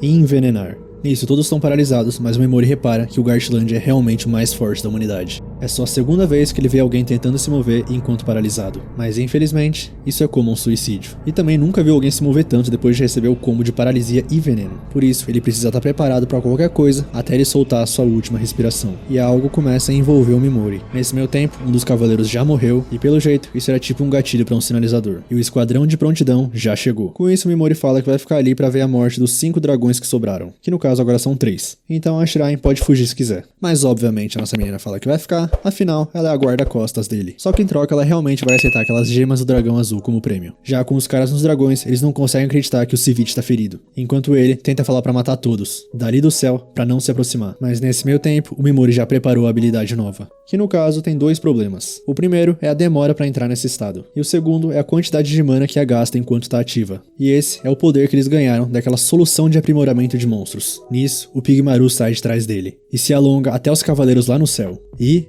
paralisar. Quando os dois estão ligados dessa forma, o Pigmaru é como se fosse metade do Mimori. Ou seja, a ponta mais distante dele é o alcance efetivo. Assim fazendo também os Cavaleiros Negros dormirem, o que aumenta o nível da habilidade sono para 3. Além de adquirir 3 novas habilidades: congelar, escurecer e enlouquecer. Dessa maneira, ele começa a testar. Pelo jeito, esse enlouquecer deve produzir surtos de violência. Combinando isso com paralisar, dá pra matar o inimigo rapidamente. Aí tira o sono e o paralisar do Shivaites e usa o escurecer. O efeito desse parece ser escurecer o olho do cara com trevas, deixando ele cego. E esses dois aí são os que queriam matar as ceras por dinheiro ou usar ela como brinquedo. Por isso Mimori não se incomoda nem um pouco em usar eles como cobaia, e consequentemente tirar a vida deles. Com isso, nosso protagonista já tá no nível 1797, e o único com vida que restou é o mais forte da humanidade, Civic Gartland, que pergunta quem é o Mimori, mas o nosso protagonista fala que não é nada tão grandioso como um herói que vai salvar o mundo. É apenas um vingador. Desse jeito, morre o homem mais forte da humanidade. Mais à noite, a nossa cavaleira já trocou de roupa e ela fala que o Mimori tá com uma expressão um tanto gentil, e chuta que é por causa da tal tia. Assim eles continuam e ela fala sobre um tal de caçador de heróis, o homem que poderia superar o mais forte da humanidade um dia. Um homem agressivo, sede de sangue, mas o Mimori começa a pensar em outra coisa, que os 5 dragões eram de tamanho diferente dos outros, né? Então ele acha que já esmagou esse tal de caçador de heróis. Pelo jeito os 5 dragões realmente tinham 5.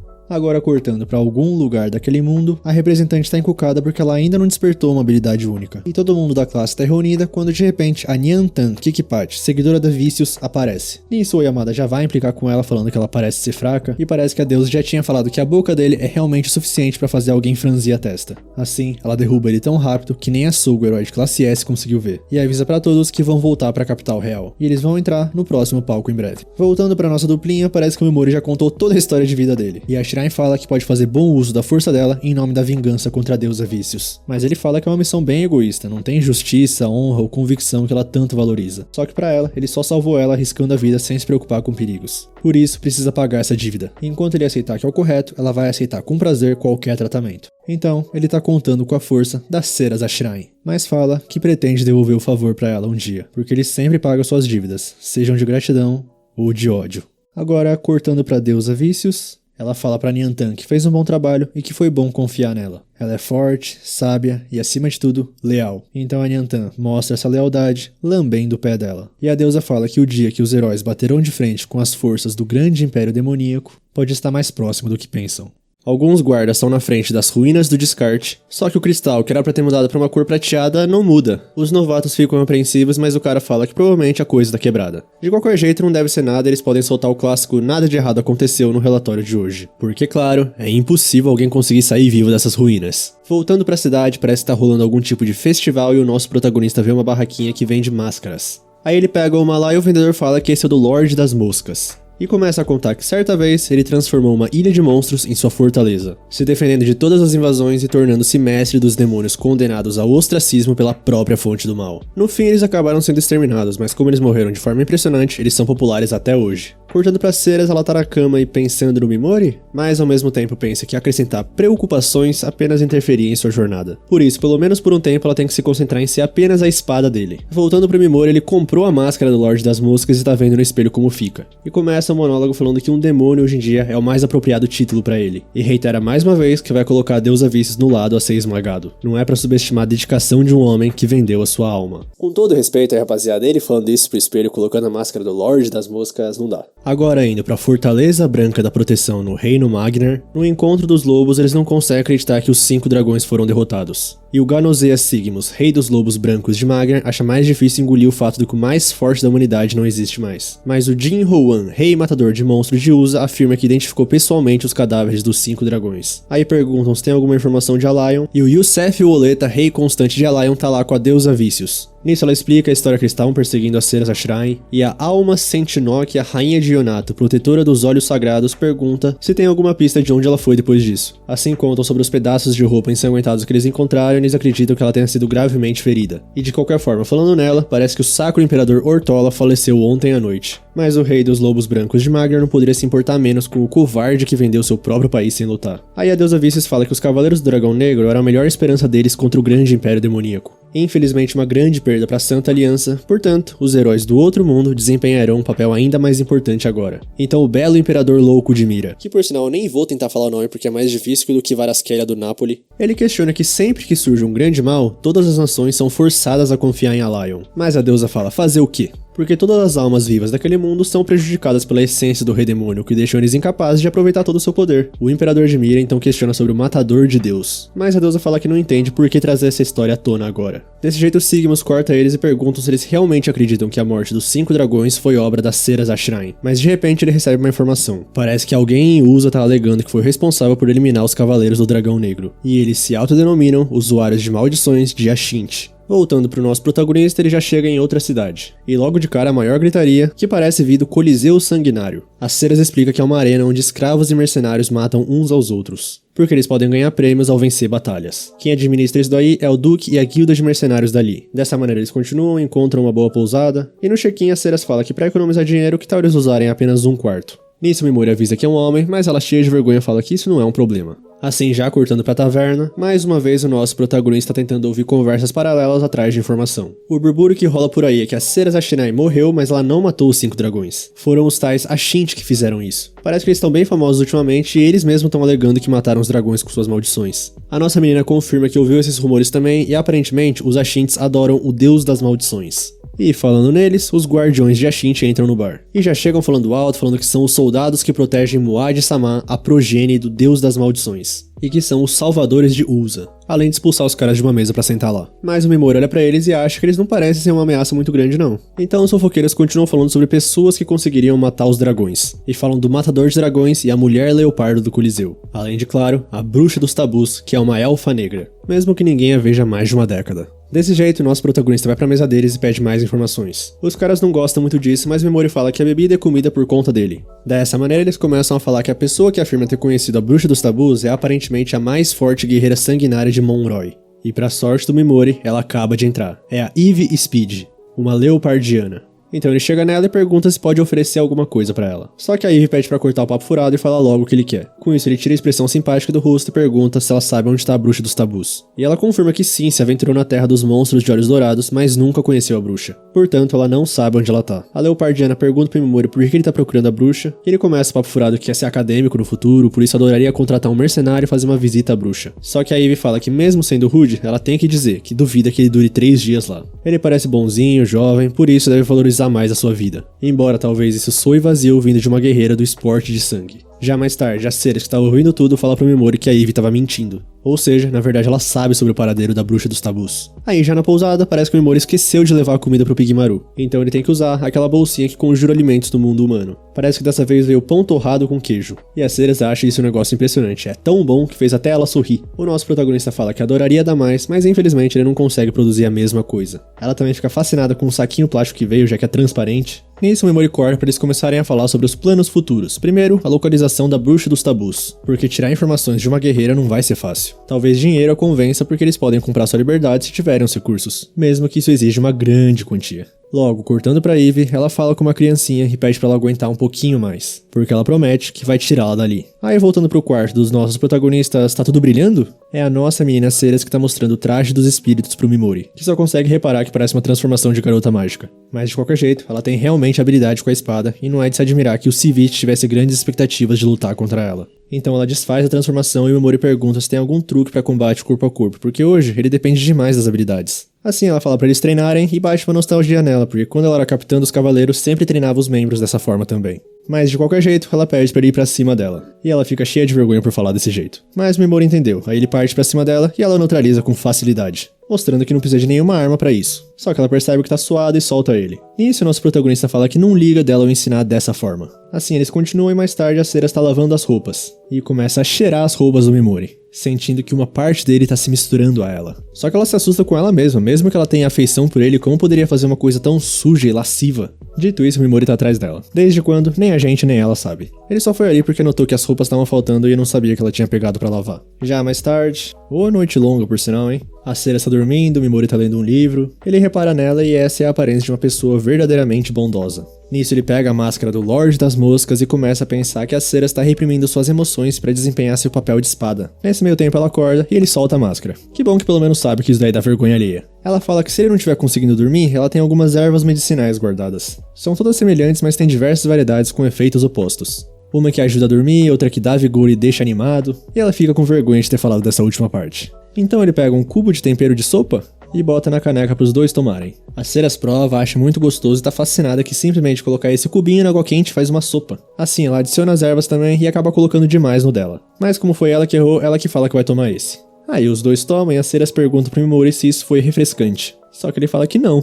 Com isso, os dois percebem que ela usou o que deixa mais animado. Ela pede desculpas, mas ele fala pra ficar tranquilo, porque graças a isso ele vai poder ler um pouco mais sobre o assunto hoje à noite, mesmo que por dentro ele não consiga se acalmar. E a Ceres, que toma tudo aquilo, começa a perguntar se tem algo que ela pode fazer por ele. Mas o nosso protagonista se contém e manda ela dormir um pouco. Só que a nossa elfa tá atacante e pergunta se ele é resistente à sedução, porque tipo, os dois sabem o que tomaram. Dessa maneira ele começa o monólogo dele que com certeza tira o vigor e a animação de qualquer um, se é que vocês me entendem. Por enquanto ele consegue resistir à sedução, porque no momento a vingança tem prioridade sobre tudo. De certa forma, isso tá praticamente prendendo ele. No entanto, quando ele conseguir sua vingança, ele vai poder se concentrar em outras coisas. Mas até lá, ele sente que é como se tivesse sido amaldiçoado. E a Ceres entra na brincadeirinha, se ajoelha na frente dele só de roupas íntimas e fala que vai fazer de tudo pra ajudar ele a se livrar da maldição assim que possível. Ainda chama ele de mestre.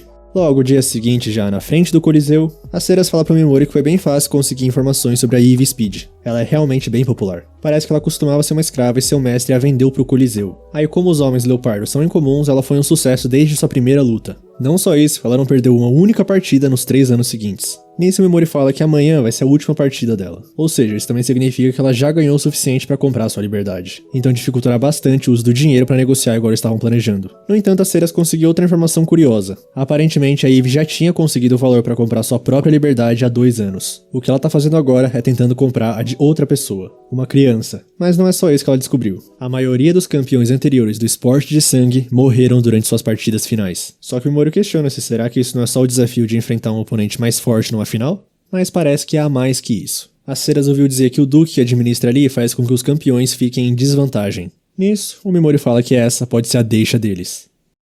Como é quase certo que a Ivy Speed vai ser emboscada amanhã, a Ceras pergunta se isso significa que eles vão parar com isso, né? Mas o nosso protagonista fala que essa não é a intenção dele, porque não há necessidade de esperar educadamente até o dia. Desse jeito, eles se encontram com a Ivy num beco ali perto. O Mimori já chega falando que ela mentiu e pergunta se ela tá com dívida com a bruxa, e quando ela fala não, a Ceras aparece falando que isso foi outra mentira. Então o nosso protagonista fala pra um parar de tentar enganar o outro, porque o objetivo dele é salvar ela. Aí ele conta sobre o Duque, mas a demi-humana pergunta por que ele ajudaria ela. E ele vai direto ao ponto falando que não pode permitir que alguém com informações sobre a bruxa dos tabus morra. Nisso já pergunta se sequestrar aquela garota que ela tá protegendo e fugir essa noite não é uma opção. A Ivy já vai pra defensiva só de ouvir isso, mas se acalma e fala que agradece o aviso sobre a armação. No entanto, não pode se dar o luxo de fugir da partida de amanhã. Primeiro que pra onde eles fugiriam? A menos que ela siga as regras pra ganhar liberdade, o Duque vai continuar perseguindo eles. Também tem a guilda que ia oferecer uma recompensa e mercenários de todo o continente iriam atrás deles. Uma coisa seria se fosse só ela, mas a Ivy não pode fazer isso com aquela criança. Então o Mimori fala que um lugar bom pra se esconder é onde vive a bruxa dos tabus. Ela podia abrigar elas e tal, mas a Ivy fala que ninguém pode chegar no coração da Terra dos Monstros. E o Mimori já começa a pegar as dicas que ela tá falando como se já tivesse passado por lá antes. Por isso fala que se trabalharem juntos talvez consigam chegar nesse lugar, porque ele promete proteger aquela garota com toda a capacidade dele. Só que a Ivy fala que não é pra levar mal nem nada, porque a espadachim dele parece ser treinamento marcial e tudo, mas ele? Então o nosso protagonista, que finge não ter emoção, mas tem aquele ego, fala que apesar das aparências, ele é bom o suficiente pra derrotar um esqueleto rei com facilidade. Dito isso, a Ivy fala que isso não é nada comparado ao que existe na Terra dos Monstros. Só que ele dá a carta da final falando que ele matou os 5 dragões. Aí obviamente ela não acredita, então paralisar. Ainda avisa a Ivy que se ela tentar se mexer ela vai começar a sangrar em vários lugares. Foi esse poder que o permitiu matar o Sivit Gartland. Assim a Ceras, para ajudar a provar o ponto, assume que é a Ceras Ashiran, aquela que os 5 dragões estavam perseguindo. Nisso o Mimori cancela o paralisar e fala que cabe a ela decidir se confia ou não. E agora a Ivy admite que sim, ele tem poder, no entanto, não adianta. Ela vai pra partida de amanhã e vai conquistar a liberdade com as próprias mãos. Além de que, quem acreditaria em alguém que acabou de conhecer? Sendo que por outro lado, o esporte de sangue e ela têm uma longa história juntos. Não sei se é uma boa confiar tão cegamente num negócio chamado esporte de sangue. Aí o Mimori pergunta se ela realmente acredita que o Duque Zua manterá sua palavra, porque dizem as ruas que ele é um canalha. Nisso a Ivy assume que realmente ele não é um homem muito íntegro, mas o fato é que ele sempre honrou sua parte quando ela produziu resultados. Ele ainda é um humano e ela duvida que ele seja tão insensível quanto dizem. Entre os dois ali e o mundo do esporte de sangue, é óbvio em quem ela deve confiar mais. Assim o Mimori pergunta se ela tem certeza que não tá dizendo isso pra se convencer, e parece que acertou em cheio. Aí ele continua que disse algumas coisas rudes, mas estará realmente orando pela vitória dela amanhã. Só que antes de ir embora, o Mimori fala pra ela que eles planejam deixar a cidade amanhã cedo, e estarão na ponte perto do grande portão. Logo mais tarde, nossos protagonistas estão andando e vem uma multidão.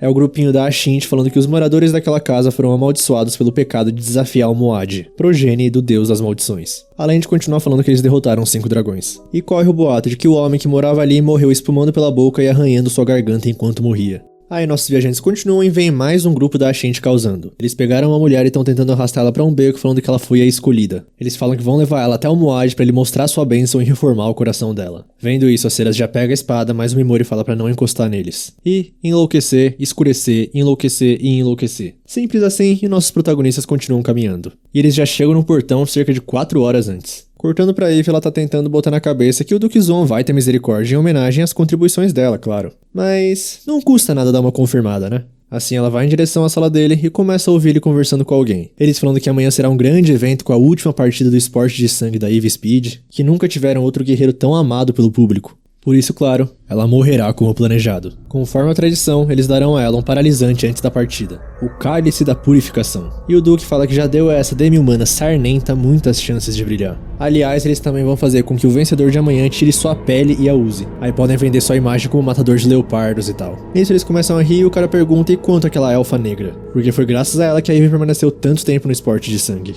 Então o Duke fala que vai a levar pra dentro. O cara até acha que ele tá mostrando alguma compaixão, mas é porque o Duke vê um futuro onde ela vai ser uma beldade incrível. Ele mesmo vai treinar ela pessoalmente e se cansar dela, simplesmente vai a vender pra um bordel. E aí, ouvindo tudo isso, não consegue acreditar que ele é realmente um bruto tão vil. Assim tá decidido, ela vai resgatar a elfinha e ir com Mimori. Então ela tá saindo de lá e um dos Ashinti vê ela. E é o próprio Muad, o líder, que fala que tá ansioso pra partida dela de amanhã. Dessa maneira, a nossa leoparda vai pro portão e se encontra com nossos protagonistas que já entendem tudo. Aí a Ivy fala que tem suas condições, mas vai pra Terra dos Monstros com eles e pretende dizer onde a bruxa mora. Portanto, hora do sequestro. Cortando pra taverna, a pequena Liz, a elfa negra, tá limpando um lugar. E a dona já chega falando que ela é lerda, que elfos negros são realmente inúteis. O cara que tá ali até ameaça passar a mão nela, mas a dona fala que isso não pode, que ele vai ter que pagar se encostar a mão nela. Porque alguém importante já concordou em acolher aquela pirralha. Nisso o cara pergunta se ela realmente tem emoções, porque ela nunca sorri, nunca chora. Só que a mulher fala que a pirralha tá só se segurando. E começa a bater nela até ela cair no chão. A dona sabe que ela parece imperturbável, mas no fundo tudo faz efeito nela. Só que a Alice lembra do que a Ivy deu pra ela, das palavras dela, e decide que precisa ser forte como sua irmãzona. O cara ali então fala que foi um pouco duro o que a mulher fez. Então ela fala que duro é o que as pessoas fazem com ela, porque o que há de errado em descarregar um pouco de estresse na pentelha. E agora ela vai fazer o que a Liz mais odeia, e grita com tudo no ouvido dela como se fosse uma doida. Até o verme desse cara vai embora vendo essa cena. Então finalmente alguém abre a porta com tudo que empurra a velha no chão.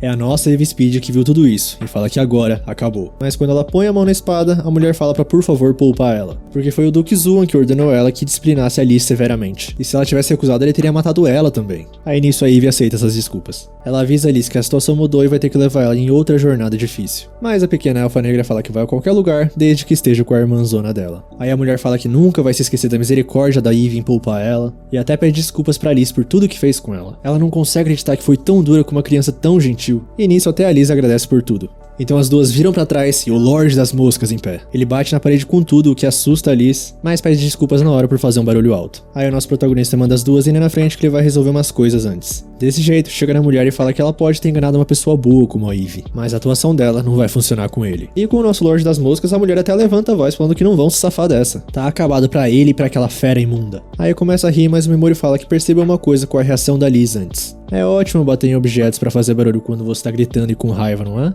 Mas isso é intolerável pra quem tá recebendo. Qualquer barulho alto faz com que eles voltem à época em que você gritava com eles. E ele não consegue suportar isso. Suportar a ideia da mulher viver depois de todas as coisas horríveis que ela fez com aquela garota. A véia começa a se desesperar falando que é a única que pode salvá-la daquele duque aterrorizante. E que é pra ele implorar pelo perdão dela. Que isso, nosso Lorde das Moscas não tá passando respeito nenhum, cara. Mas o Mimori só estende a mão e paralisar.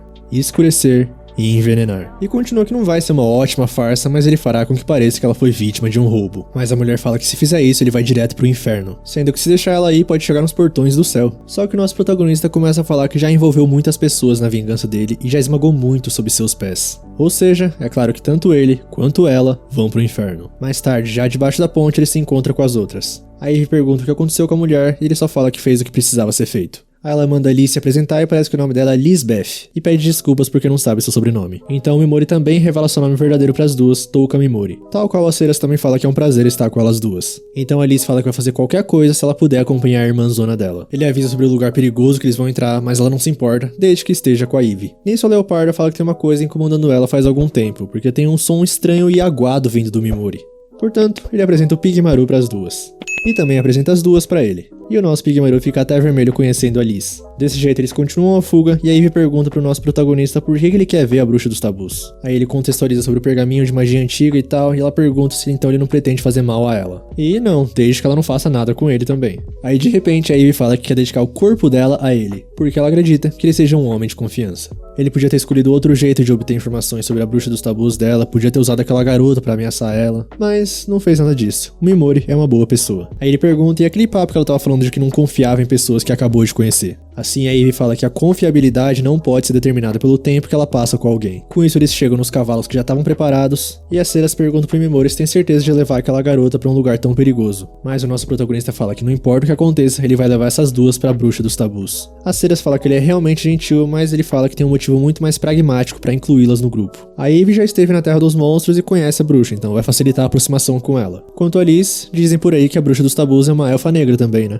Pois é, eles vão ser os visitantes que salvaram uma jovem de sua espécie. Jogando as cartas certas, eles conseguem causar uma boa impressão. Aí ele fala que tudo isso que ele falou agora é interesse próprio, mas também tem o fator de que deixar uma garota dessa viver com um sorriso no rosto é muito melhor do que seu tremor e choro. Só que já longe do reino, eles reparam que os perseguidores reagiram rápido demais. Então aí ele fala que pode ser porque ela passou por um homem logo antes de sair do Coliseu, um tal de Muad. Assim ela manda eles irem na frente pra se sacrificar e tal, mas o Mimori fala que primeiro ela não vai conseguir derrotar todo mundo, e segundo, de que adiantaria perder a guia pra bruxa dos tabus logo ali. O que eles vão fazer é derrotar todos juntos. Primeiro ele soltou os cavalos com tochas pra primeira onda perseguir eles. Só que a Ceras fala que não viu nenhum Ashint perseguindo eles. Ou seja, a primeira onda provavelmente era o exército pessoal do Duque, e a segunda deve ser os Ashint. Desse jeito o Mimori manda a Ivy pegar a Liz e se esconder na floresta um pouco mais à frente. Ela reluta porque quer lutar também, mas ele fala que precisa das Ceras pro que vai tentar fazer. Por isso, alguém precisa proteger a Liz. Então o Mimori já põe na cabeça que esse Muad deve ser bem inteligente. E conta pra nossa cavaleira o plano bem baixinho no ouvido dela só pra gente não saber o que é. Só fala que se não conseguir derrotar um inimigo de frente, é pra arrastar eles pra algum lugar onde você possa ganhar. Os Ashint veem um galho quebrado e já sabem que é uma armadilha. Assim eles gritam que já perceberam tudo e pedem pros inimigos se revelarem. Só que aparece apenas uma mulher com uma máscara. Mas eles reconhecem ao espadachim Mosca, um subordinado que aparece na lenda do Lorde das Moscas. Dito isso, o líder avisa que se a espadachim Mosca entregar a mulher leopardo e a garotinha, ele vai poupar a vida dela. Na verdade, melhor ainda, ele até deixa entrar no grupo Ashint porque ela parece ser uma guerreira bastante habilidosa. Só que a nossa espadachim Mosca pergunta, e se recusar? E aí ela vai sofrer com maldições tão fortes que se arrependerá de estar viva. Aliás, ele até fala que nem os mais fortes da humanidade conseguiram contra as maldições deles. No caso, os 5 dragões. Desse jeito, a nossa espadachim Mosca pede a garantia da segurança da Ivy Speed e daquela garota. E assim sendo, ela pede pra todos seguirem ela que ela vai mostrar o caminho. Só que o líder manda todo mundo parar e fala pra ela que ela não tem intenção de simplesmente entregá-las. As próprias palavras dela a denunciaram. Porque só alguns homens seriam suficientes pra acompanhá-la, não precisava ser todos. Ou seja, ela precisa de todos eles por perto na floresta pra alguma coisa. Assim manda os homens manterem distância pra atacar, e a Ceras fala que achou que a especialidade dele fosse maldições. Nisso o líder começa a explicar que os soldados Ashint ali são os sucessores da Guilda dos Assassinos. Só que uma vez um herói de outro mundo declarou a guilda como má e a exterminou. Por isso eles assumiram a linha de trabalho deles como usuários de maldições. No caso, veneno. Aqueles que só podem ser sintetizados por meio de técnicas especiais transmitidas entre os poucos sobreviventes da ex-guilda. Ou seja, um veneno bem forte e desconhecido, por isso não deixa vestígios. Essa é a verdade por trás das maldições. Dito tudo isso, o líder ainda continua que a tragédia dos Cavaleiros do Dragão Negro caiu no colo deles. A morte dos 5 mais fortes da humanidade só poderia ser explicado por maldições além da compreensão humana. Por isso eles se autoproclamam assim, porque era a oportunidade perfeita para fomentar a crença nas maldições deles. Além de que ninguém pode provar o contrário, e nesse mundo sem nenhuma prova, aqueles com as reivindicações mais altas levam tudo. Aí a Ceras pergunta qual o objetivo final deles, então o líder explica que eles vão usar o Duque Zuan para conquistar um papel central pro grupo deles naquela nação. Enquanto, claro, assassinam aqueles que os atrapalham. E no final, tomarão o país para eles. Aí o cara pergunta onde tá os aliados da espadachim Mosca, porque ele não acredita que ela realmente planejou enfrentar todos eles sozinha. Dessa maneira, nossa espadachim Mosca tira a máscara, explica que ela é aquela que sobreviveu e derrotou os 5 dragões, a Ceras Ashrain. Só que o líder não acredita que ela realmente matou os 5 dragões, porque basicamente ele não acredita que ela conseguiria superar os mais fortes da humanidade. E chama o homem que seria o último oponente da mulher leopardo, chamado Belgar, e apresenta um ali atrás também, o irmão mais velho dele, o Varragan. Os irmãos mais fortes dos Ashint. E olha que coisa interessante, eles tinham um irmão mais novo chamado Zarash, aquele que se proclamava a presa que estava perseguindo as Ceras. Aí também complementa que os subordinados dele já estão atrás da nossa espadachim, porque eles eram apenas uma isca, escondendo a sua presença e se aproximando furtivamente por trás. Uma arte que todos os assassinos dominam. E do nada ele começa a elogiar o rosto das Ceras, falando que talvez precise de um tempo para conceder sua bênção pessoalmente a ela. Portanto, manda a nossa menina se ajoelhar, que faz isso. E o líder fala que vai dar honra a ela de um dia gerar um filho dele. Mas agora a nossa elfa só tá esperando a jogada do Mimori. E de repente, a aceleração de investida. Um brilho forte que cega a todos surge, e o Mimori usando o Pigmaru como extensão, paralisar. O líder fica confuso perguntando onde estão os subordinados dele, mas o nosso protagonista fala que já acabou com todos os 15 homens enquanto ele tagarelava. E envenenar. O Memori começa a explicar que já sabia que ele estava atento, que pescaria a armadilha do galho e evitaria entrar na floresta por medo de uma armadilha. Aí foi só pedir para Ceras agir como se estivesse tentando atraí-los para a floresta. Assim, com o líder descobrindo isso, sabia que ele ia ficar se sentindo no controle, confiante do seu julgamento, mas foi exatamente isso que paralisou sua análise, agindo como um veneno. Que tal essas canetadas do nosso Lorde das Moscas, hein? Nesse meio tempo, o líder já morreu, a Ceras fala que agiu exatamente como o Memori previu, e o nosso protagonista agradece por ela ter feito tudo certinho e pede para ela voltar e atualizar a Eve e Speed sobre a situação. Logo um pouco mais tarde, ele vê que o outro grupo já voltou, e realmente a verdadeira armadilha estaria incompleta se eles não voltassem. Assim ele fala pro Pigmaru e eles se conectarem novamente, mas parece que o nosso protagonista não pensou no preço que o Slime pagaria. Então a Eve aparece dizendo que nem ele pode prever tudo pelo jeito. Por isso, agora é a vez dela de ajudá-lo. Aí agora é a Ceras que vai cuidar da nossa pequena Alice, então a Eve já vai pra linha de frente sabendo quantos são, e como todos os cavaleiros vão seco nela, paralisar pra todo mundo. E classicamente seguido de envenenar. Só que por trás deles vem o Duque e mais 2 cavaleiros, que vem chamando a nossa leoparda de projeto de humano e que vai fazer aquela garotinha usar como vestimenta a pele dela. Além de quando vender ela pra um bordel, vai fazer aquela garotinha usar uma máscara de leopardo enquanto ela atende seus clientes. E com isso, elas vão ficar juntas pra sempre. E paralisar. Só que dessa vez, você atingiu o limite de alvos ativos. Já tem 80 de 80, então escurecer. Nisso a Eve já leva o primeiro e escurecer de novo. E a Eve leva o outro também. Então o esquadrão que vinha atrás deles começa a fugir, mas o Memori manda a Eve matar qualquer um que tentar escapar. Nisso o Memori começa a substituir os paralisar por escurecer, e a Ceras até salva o nosso protagonista com uma flechada que tinha um inimigo atrás dele. Os cavaleiros começam a pedir socorro pro Duque, só que ele mesmo mata esses, falando que não vai deixar nenhum deles correr. Porque ele é o Duque e tudo tem que ser do jeito que ele quer. Ouvindo isso, o Memori repara que nem precisa de um enlouquecer pra deixar o Duque louco. Então do nada a Eve começa a agradecer ele, falando que como guerreira ela já estava começando a achar que estava farta de batalhas. Mas lutando ao lado do nosso protagonista, ela sente alegria mais uma vez. Com isso parte pra cima e acaba com todos os cavaleiros restantes. E finalmente o Duque sozinho começa a falar que vai se lembrar disso, nunca vai perdoar eles e que em um futuro próximo fará com que eles tenham um fim cruel. Só que paralisar seguido da pergunta "você é burro?", o Memori pergunta se ele realmente achou que eles só iam concordar e deixá-lo fugir. Então Eve pode fazer as honras. E a nossa leoparda até fala que se ele tivesse só tentado enganar ela podia ter perdoado. Mas em vez disso, o Duque também tentou colocar suas garras na pequena Alice. Portanto, adeus. Tudo que restou agora foi uma trilha de cadáveres. A Alice e as Ceras finalmente aparecem, mas o Memori fala que eles já vão partir. E também agradece ela pela flechada mais cedo. Além de também promover ela a vice-capitã desse grupo mercenário. Por isso, quando ele não puder dar as ordens, é as Ceras que manda. E a Alice e a Eve também concordam com isso. Então o nosso protagonista aplica o congelar no corpo do líder. Porque essa habilidade única trata cadáveres como objetos que podem ser transformados em pó. Ou seja, dá pra se livrar de tudo sem deixar vestígios. E como o líder ali gostava de se gabar que ninguém pode provar que maldições não são reais, agora ninguém jamais poderá provar que eles foram reais. Acho que o Memori devia largar esse negócio de vingança e virar um poeta. Cortando pro palácio, o rei recebe a notícia de tudo que aconteceu. Só que ele só tá bravo porque o plano de usar os Ashinti como peões foi arruinado. Além de que também ele vai ter que explicar isso pra deusa de algum jeito. Voltando pros nossos protagonistas, eles estão numa caverna, e ali está encarando a Ceras se lavando e pergunta se um dia ela vai crescer como ela. Porque a proprietária diz que se algumas partes dela não crescerem, ela não vai ser tratada como uma mulher adequada no futuro. Mas a nossa cavaleira manda a Liz esquecer tudo que aquela mulher impôs. De agora em diante, ela deve deixar dentro de si apenas as palavras de quem confiar. Com isso, a Alice fala que vai guardar as palavras das Ceras então, porque é como se ela tivesse outra irmã mais velha agora. Mais tarde, a garotinha e a Eve já estão dormindo, e a Ceras fala pro Memori que vai ficar de guarda, então é pra ele descansar um pouco. Só que ele fala que não consegue dormir agora, então ela fala que tal usar as pernas dela como travesseiro. Mas ele fala que é ela que parece cansada, então pode emprestar as pernas dele. E assim ela realmente deita, mas parece que ele tava dizendo de brincadeira. Ele realmente precisa tirar esse negocinho de vingança um pouco da cabeça dele. Obviamente, ela fica cheia de vergonha,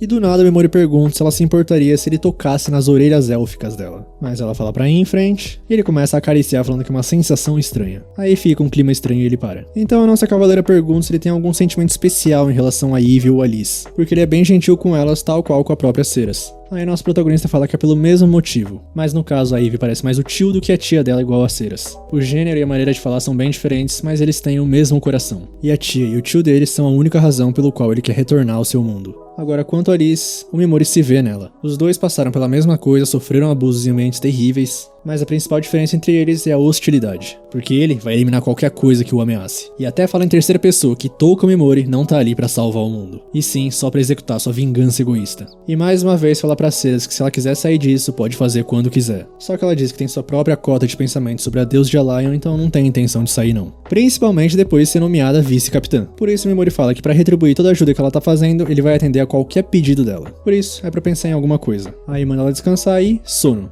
Agora indo pra algum lugar daquele mundo, a representante está agradecendo a Nyan Tan pelo treinamento, que fala que provavelmente a invocada vai ultrapassar ela em termos de técnica. Mas é pra se lembrar da promessa de não contar pra ninguém sobre o treinamento, porque seria bem difícil de obter permissão da deusa Vícios. Assim a representante pergunta por que a Nyan Tan concordou em ajudar ela, e pelo jeito é porque ela é parecida com a irmãzinha dela. Além de que nesse mundo é comer ou ser comido. Demonstre qualquer fraqueza e você será vítima de intriga e violência. Já de manhã, voltando para os nossos protagonistas, a lista de roupa nova. O Mimori que comprou pra ela, mas parece que a garotinha gostou bastante. Nisso, as Ceras perguntam pro Mimori se não tá na hora de pensar em um nome pro grupo de mercenários deles, porque talvez eles precisem se identificar do outro lado da Terra dos Monstros. Portanto, ela dá a sugestão de Guerreiros do Lorde das Moscas, porque era assim que era chamado o exército liderado pelo Lorde das Moscas e tal. E pelo menos pra minha surpresa, que achei pelo menos um nome curioso, todo mundo ali gostou. Então tá decidido, eles são os Guerreiros do Lorde das Moscas. Logo mais tarde, eles já chegam na Terra dos Monstros, e avistam um negócio gigantesco que a Eve explica ser uma árvore corrompida, que dizem que costumava ser uma árvore sagrada. Aí pede pra ele despejar um pouquinho de mana na mão dela, e assim feito ela mostra o brasão que foi passado apenas pro líder da tribo deles e seus filhos. O ponto verde é onde eles estão, e o ponto vermelho representa a bruxa dos tabus. Ou seja, eles só precisam andar até as duas bolinhas se encontrarem. Agora voltando pra deusa, ela tá parabenizando os heróis da classe que subiram de nível surpreendentemente. No entanto, aumentar o nível significa apenas aumentar suas estatísticas básicas.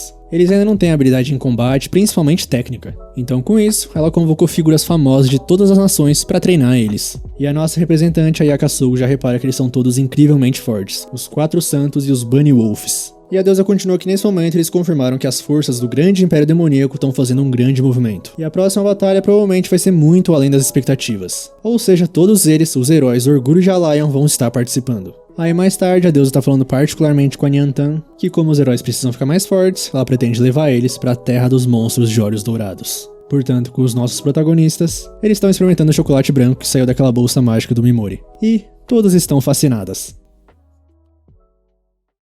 Já na Terra dos Monstros de Olhos Dourados, a Cera está preocupada que a Alice está carregando bastante bagagem sozinha. Mas a nossa pequena garotinha fala que quanto menos eles carregarem, maiores serão as suas chances de sobrevivência. Então o Mimori fala que tudo bem, porque querendo ou não, ela faz parte do grupo de mercenários deles, só que se ficar cansado não é pra se conter em dizer. Desse jeito eles continuam a viagem, tão bem de comida e água, mas sentem alguma coisa. Só que parece que eles já planejaram uma estratégia para essas situações. Assim aparece um monstro meio reptiliano que parece com os que o Mimori enfrentou na ruína do descarte, tirando a cabeça que ele nunca viu antes. Portanto, a Eve chama a atenção dele, enquanto nosso protagonista, paralisar e envenenar, e primeira etapa concluída. Agora um sonozinho só pra testar, porque o Mimori não tinha certeza se suas habilidades funcionariam ali, mas parece funcionar. Aí ele fala que esse monstro até pode ser parecido com os da ruína do descarte, só que é bem inferior. Ou seja, pelo jeito os monstros, é chamada Terra dos Monstros, não são tão fortes. Então o Mimori começa a cortar o bicho e a Ceras pergunta o que é e ele mostra o livro. Com isso ela vê que o pedaço de alga marinha que tem nele é um ingrediente para um item proibido, tipo a pedra que altera a voz na máscara do Lorde das Moscas. Aí ó, vocês, não eu, claro, ficam zoando a máscara do Lorde das Moscas aí, até que ela tem utilidade. Nisso a nossa cavaleira fica interessada no livro e o Mimori fala que pode ficar com ele se quiser. Famosa gestão de grupo, e também a Ceras perceberia como ele se sente se não tivesse cuidado com suas palavras. Continuando, eles estão atravessando um riacho com umas pedrinhas bem escorregadias, e quando chega a vez da Liz, a Eve pergunta pro Mimori se não era melhor ela carregar a menina. Mas o nosso protagonista quer respeitar as decisões da Liz. Dito isso, ela realmente escorrega, mas o Pigmaru salva ela. Como sempre, o nosso menino sempre com uma carta na manga. Aí a pequena Liz chega do outro lado perguntando do que os dois estavam falando, mas a Eve, pra disfarçar que não estão falando da queda dela, ela começa a falar que não é comum ouvir falar de crianças nascidas entre humanos e elfos. Então, na verdade, eles estavam discutindo como seria uma criança nascida entre o Mimori e as Ceras. E ouvindo isso, a elfa escorrega e cai. Mais tarde, ela tá toda molhada, mas o nosso protagonista é um cavaleiro e empresta sua blusa pra ela. Aí então ela cheira o Mimori por precaução, fala que lava com bastante regularidade. Só que ela fala que não se importa exatamente porque tem o cheiro dele. E os dois continuam a viagem cheio de vergonha. Só que de repente a Eve sente alguma coisa. Desse jeito fazem a formação, mas a Eve fala que não consegue ganhar desses monstros. Foram eles que forçaram ela e a Liz a fugir da Terra dos Monstros de Olhos Dourados. Portanto, a Leoparda pode se afastar, dessa maneira paralisar, e ele começa a falar pros monstros que eles chegaram ali com alegria ao avistar a presa que havia deixado escapar no passado, sem perceber que na verdade eram eles que estavam sendo caçados dessa vez. Então, enlouquecer e trabalho finalizado, além de que ele finalmente subiu pro nível 1798. A Eve tava vendo tudo e pergunta de onde ele conhece esses monstros e ele fala que são Nazorts. Aí ele começa a cortar de novo e a Eve pergunta se ele planeja comer essa coisa. Mas a Ceras já entendeu o que ele tá fazendo porque tava no Artes Proibidas, obra completa que ela pegou emprestado mais cedo. Esse também é um dos ingredientes para aprimorar o Pigmaru. Ou seja, a Eve pergunta se é o Pigmaru então que vai ingerir essa substância viscosa e nojenta. E ouvindo isso, o Slime não fica muito feliz. Mas o Memori fala que quando misturar tudo não ficará tão feio.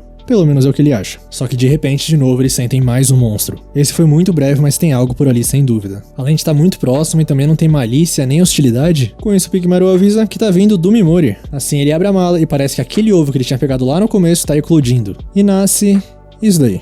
Um pônei, mas que na verdade é um monstro? Só que mesmo a Ceras não reconhece esse tipo. Então ele se aproxima do Memori, mas parece que ele realmente não tem hostilidade. Aí como um bom ser humano ele faz carinho em qualquer animal que vê pela frente e ele encontra um órgão para absorver mana. Provavelmente o ovo chocou por absorver a mana da área. Com isso o Memori pede pra todo mundo se afastar e começa a injetar mana. E depois de 1000 de MP gastos, ele se transforma nisso daí. Pelo jeito ao contrário de um cisne. Esse monstro aí possui a capacidade de se transformar ao absorver mana. Só que parece que o cavalo não aguenta mais e pede pro Memori injetar mais mana. Desse jeito 10.000 de mana gastos e ele se transforma nisso aí gigantesco. Talvez o grupo deles tenha acabado de ganhar um companheiro interessante. Aí a Elise pergunta qual que vai ser o nome dele, já que o Memori é o pai. Então um cavalo com 8 pernas e o Memori se lembra do cavalo que Odin montou no passado, a fera divina Sleipnir. Portanto, o nome vai ser Slay e parece que o Slay gostou. Além de que parece que ele tomou a dianteira do Memori e já começou a gostar bastante das ceras também. A propósito, ele pode sim voltar à forma original. Logo cortando pra algum lugar da floresta com a classe 2C, tirando o grupo da representante, parece que eles não estão sofrendo nem um pouco com os monstros da área. Mas o Tacto não tá gostando muito disso, porque os treinadores ali continuam jogando só monstros fracos neles. Ele sente que estão subestimando ele como se fosse uma criancinha. Assim, mais tarde eles começam a sentir a presença de um monstro que provavelmente talvez seja demais para os heróis lidarem agora. Com isso pede para todos se afastarem que os dois ali, mais a Nyantan, cuidam deles. E são aqueles mesmos bichos que o Memori derrotou. Além de que na verdade, pelo jeito eles são bem fortes sim, porque a Nyantan fala que talvez nem tenha margem de manobra para guardar a morte pros heróis. Dito isso, ela cuida facilmente do primeiro e os outros dois cuidam facilmente do segundo. Só que atrás deles vem vindo muitos mais. Então quem aparece mais irritado ainda por ter sido mandado ficar para trás para aquelas coisas é o Tacto.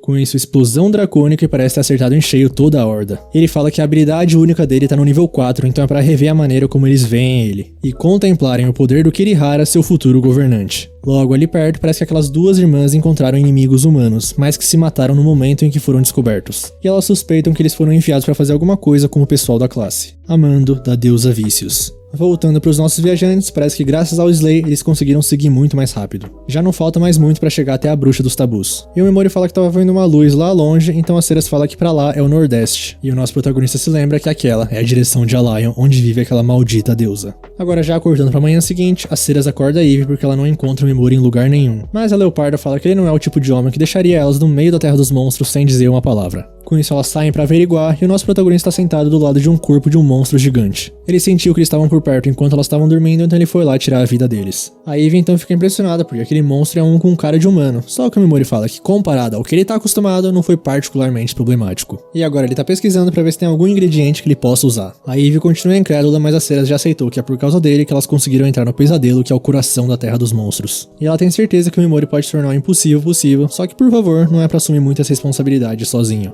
Com isso, continuando a jornada, Ceras fala que ele devia descansar um pouco. Mas como o vento está úmido, ele sente que as chuvas estão chegando e ele quer chegar o mais longe possível antes disso. Nisso, eles continuam, mas estranhamente não tem nenhum monstro se aproximando. Aí o Memori pergunta pra Alice se ela tá bem e ela fala que sim. Além de que a Ceras diz pra menina que enquanto o nosso protagonista viver, elas devem chegar ao destino com segurança. E ele, sentindo toda essa confiança depositada nele, começa a dar uma tremida. Só que fala pra si mesmo que tá tudo bem e que vai conseguir. Aí eles chegam até um beco estreito que parece que quando passarem por ali, eles já vão estar perto da bruxa. E a Eve começa a agradecer a todos e fala que não importa se for uma casa pequena ou não, desde que ela possa viver uma vida tranquila com a Liz em uma terra pacífica e livre de guerras. Esse sonho já foi arrancado dela uma vez, mas agora ela tem a esperança de realizá-lo mais uma vez. E ela já disse que planeja começar uma fazenda juntas, mas talvez esse futuro não esteja mais tão distante. Só que de repente, em cima dela, um monstro aparece. Ninguém sentiu, então por puro reflexo, a Eve o corta. Parece que já tá morto, mas o Memori joga o paralisar só pra garantir. Aí ele começa a pensar que sem dúvida a Eve tomou a melhor decisão de atacar logo de cara. Só que qual que é da intensa sensação de desconforto que ele sentiu no momento em que o monstro apareceu? Com isso ele começa a brilhar, igual da vez o sinalizador com os 5 dragões. Mas dessa vez um grito ensurdecedor. Então nosso protagonista repara que uma natureza hedionda com a personificação de um dispositivo dispositivo de tortura, a malícia mais negra do que as tintas mais profundas, e um sadismo mais sombrio que o alcatrão de carvão. Ele já entendeu e eles estão se aproximando. Com isso, na floresta, uma horda de monstros de todos os tipos. Até a classe 2C lá do outro lado sente. Eles estão chegando de todas as direções e num número excessivo. O que aconteceu é que parece que ali era o habitat daquele monstro de boca grande. Então o grito que ele soltou foi uma isca para atrair uma enorme horda de monstros pra lá. Mas eles ainda têm algum tempo antes deles chegarem. Com isso, a Eve, mais uma vez doida pra se sacrificar, fala que vai ser a isca que vai atrair os monstros pra ela. Foi seu próprio descuido que causou isso, por isso que ela tem que resolver as coisas. Além de que ela também é especialista em manobras em terrenos como esse. Então o Mimori concorda, só que com uma condição de que ela continue viva. Dito isso, ele tá só brincando nessas horas. E em primeiro lugar, que a Eve não precisa se sentir responsável. O monstro que ela matou se escondeu certinho e apareceu só no último momento. Até a Ceras fala que se fosse ela no lugar teria feito a mesma coisa. E o Mimori também fala que ele devia ter usado uma habilidade, ou seja, a culpa também é dele. A Eve é essencial pra encontrar a bruxa porque ela concedeu a espécie dela aquele mapa. Ou seja, só dela tá lá vai facilitar bastante as negociações. Então ele começa a preparar seu capacete de Lorde das Moscas e coloca sua joia de projeção de voz nele. Porque, dada a situação, ele é quem tem a melhor chance de sobreviver. Para ser mais preciso, ele, o Pigmaru e o Slay. No momento também, sua habilidade de condição de status são a única coisa que garante dano letal contra as feras de cara de humano. E o mais importante, é ele quem decide com quem fica a responsabilidade do que nesse grupo. E isso é uma ordem.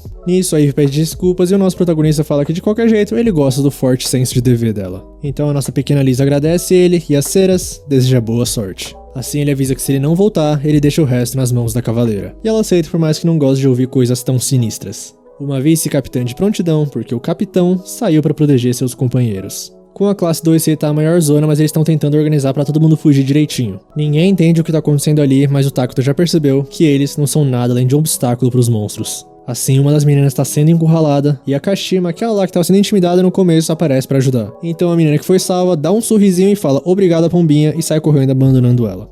Eu fico impressionado como os diálogos desse anime são tão naturais. Mas mesmo assim a Kashima tenta se manter calma porque ninguém morreu ainda. Ou na verdade não, né, porque ela lembra do nosso protagonista que pra eles morreu. Com isso, voltando pra ele, que por enquanto está bem vivo, ele ordenou que as Ceras e os outros se escondessem em uma caverna que eles encontraram no caminho. Agora ele termina de botar a mana no Slay, que fica naquela forma gigantesca, e avisa o Pigmaru que ele que vai sinalizar o início da batalha. Assim, usando aquele projetor de voz no capacete, o Pigmaru dá um grito para atrair a atenção de todos os monstros na área. E como o nosso protagonista previu, eles morderam a isca e estão indo até ele. Daqui em diante será uma perseguição em alta velocidade. E ele não sabe se sobreviverá a isso. Dependendo da força dessas feras com cara de humano, ele pode estar condenado. Mas por causa delas, não pode mostrar insegurança. Com isso, pede pro Pigmaru e pro Slay colocarem as vidas deles na mão dele. Ou melhor, reformulando, eles estão prontos para colocar as vidas deles na mão dele por causa delas? Desse jeito, aceleração de investida, porque os monstros o alcançaram. Mas antes, cortando pra Ayaka Sogo, nossa representante de classe, ela pergunta se os dois corpos ali faziam parte do grupo do Yasuo. Mas o herói já vai se defendendo falando que deve se priorizar a segurança de heróis de alto escalão como ele. Portanto, nem precisa dizer que isso foi culpa deles por demorarem pra fugir. Então a Sogo pergunta se ele não fez nada quando a debandada de monstros apareceu, já que ele é um classe A, ele não sente no dever de proteger os colegas do seu grupo? Aliás, ele é a única pessoa que poderia protegê-los. E ouvindo isso, Yasuo enlouquece, manda ela calar a boca e começa a falar que ela ainda age como se fosse muito melhor que ele, que ela tem que perceber o senso de hierarquia ali. Só que ela não tá entendendo nada e ele fala que é exatamente isso. Na maioria das vezes ela nem mesmo tá consciente disso. Ela naturalmente menospreza os outros. Eles terem morrido não é um problema do Yasuo, eles morreram porque eram fracos e ele sobreviveu porque é forte. Mas a representante continua falando que os fortes têm o dever de proteger os fracos.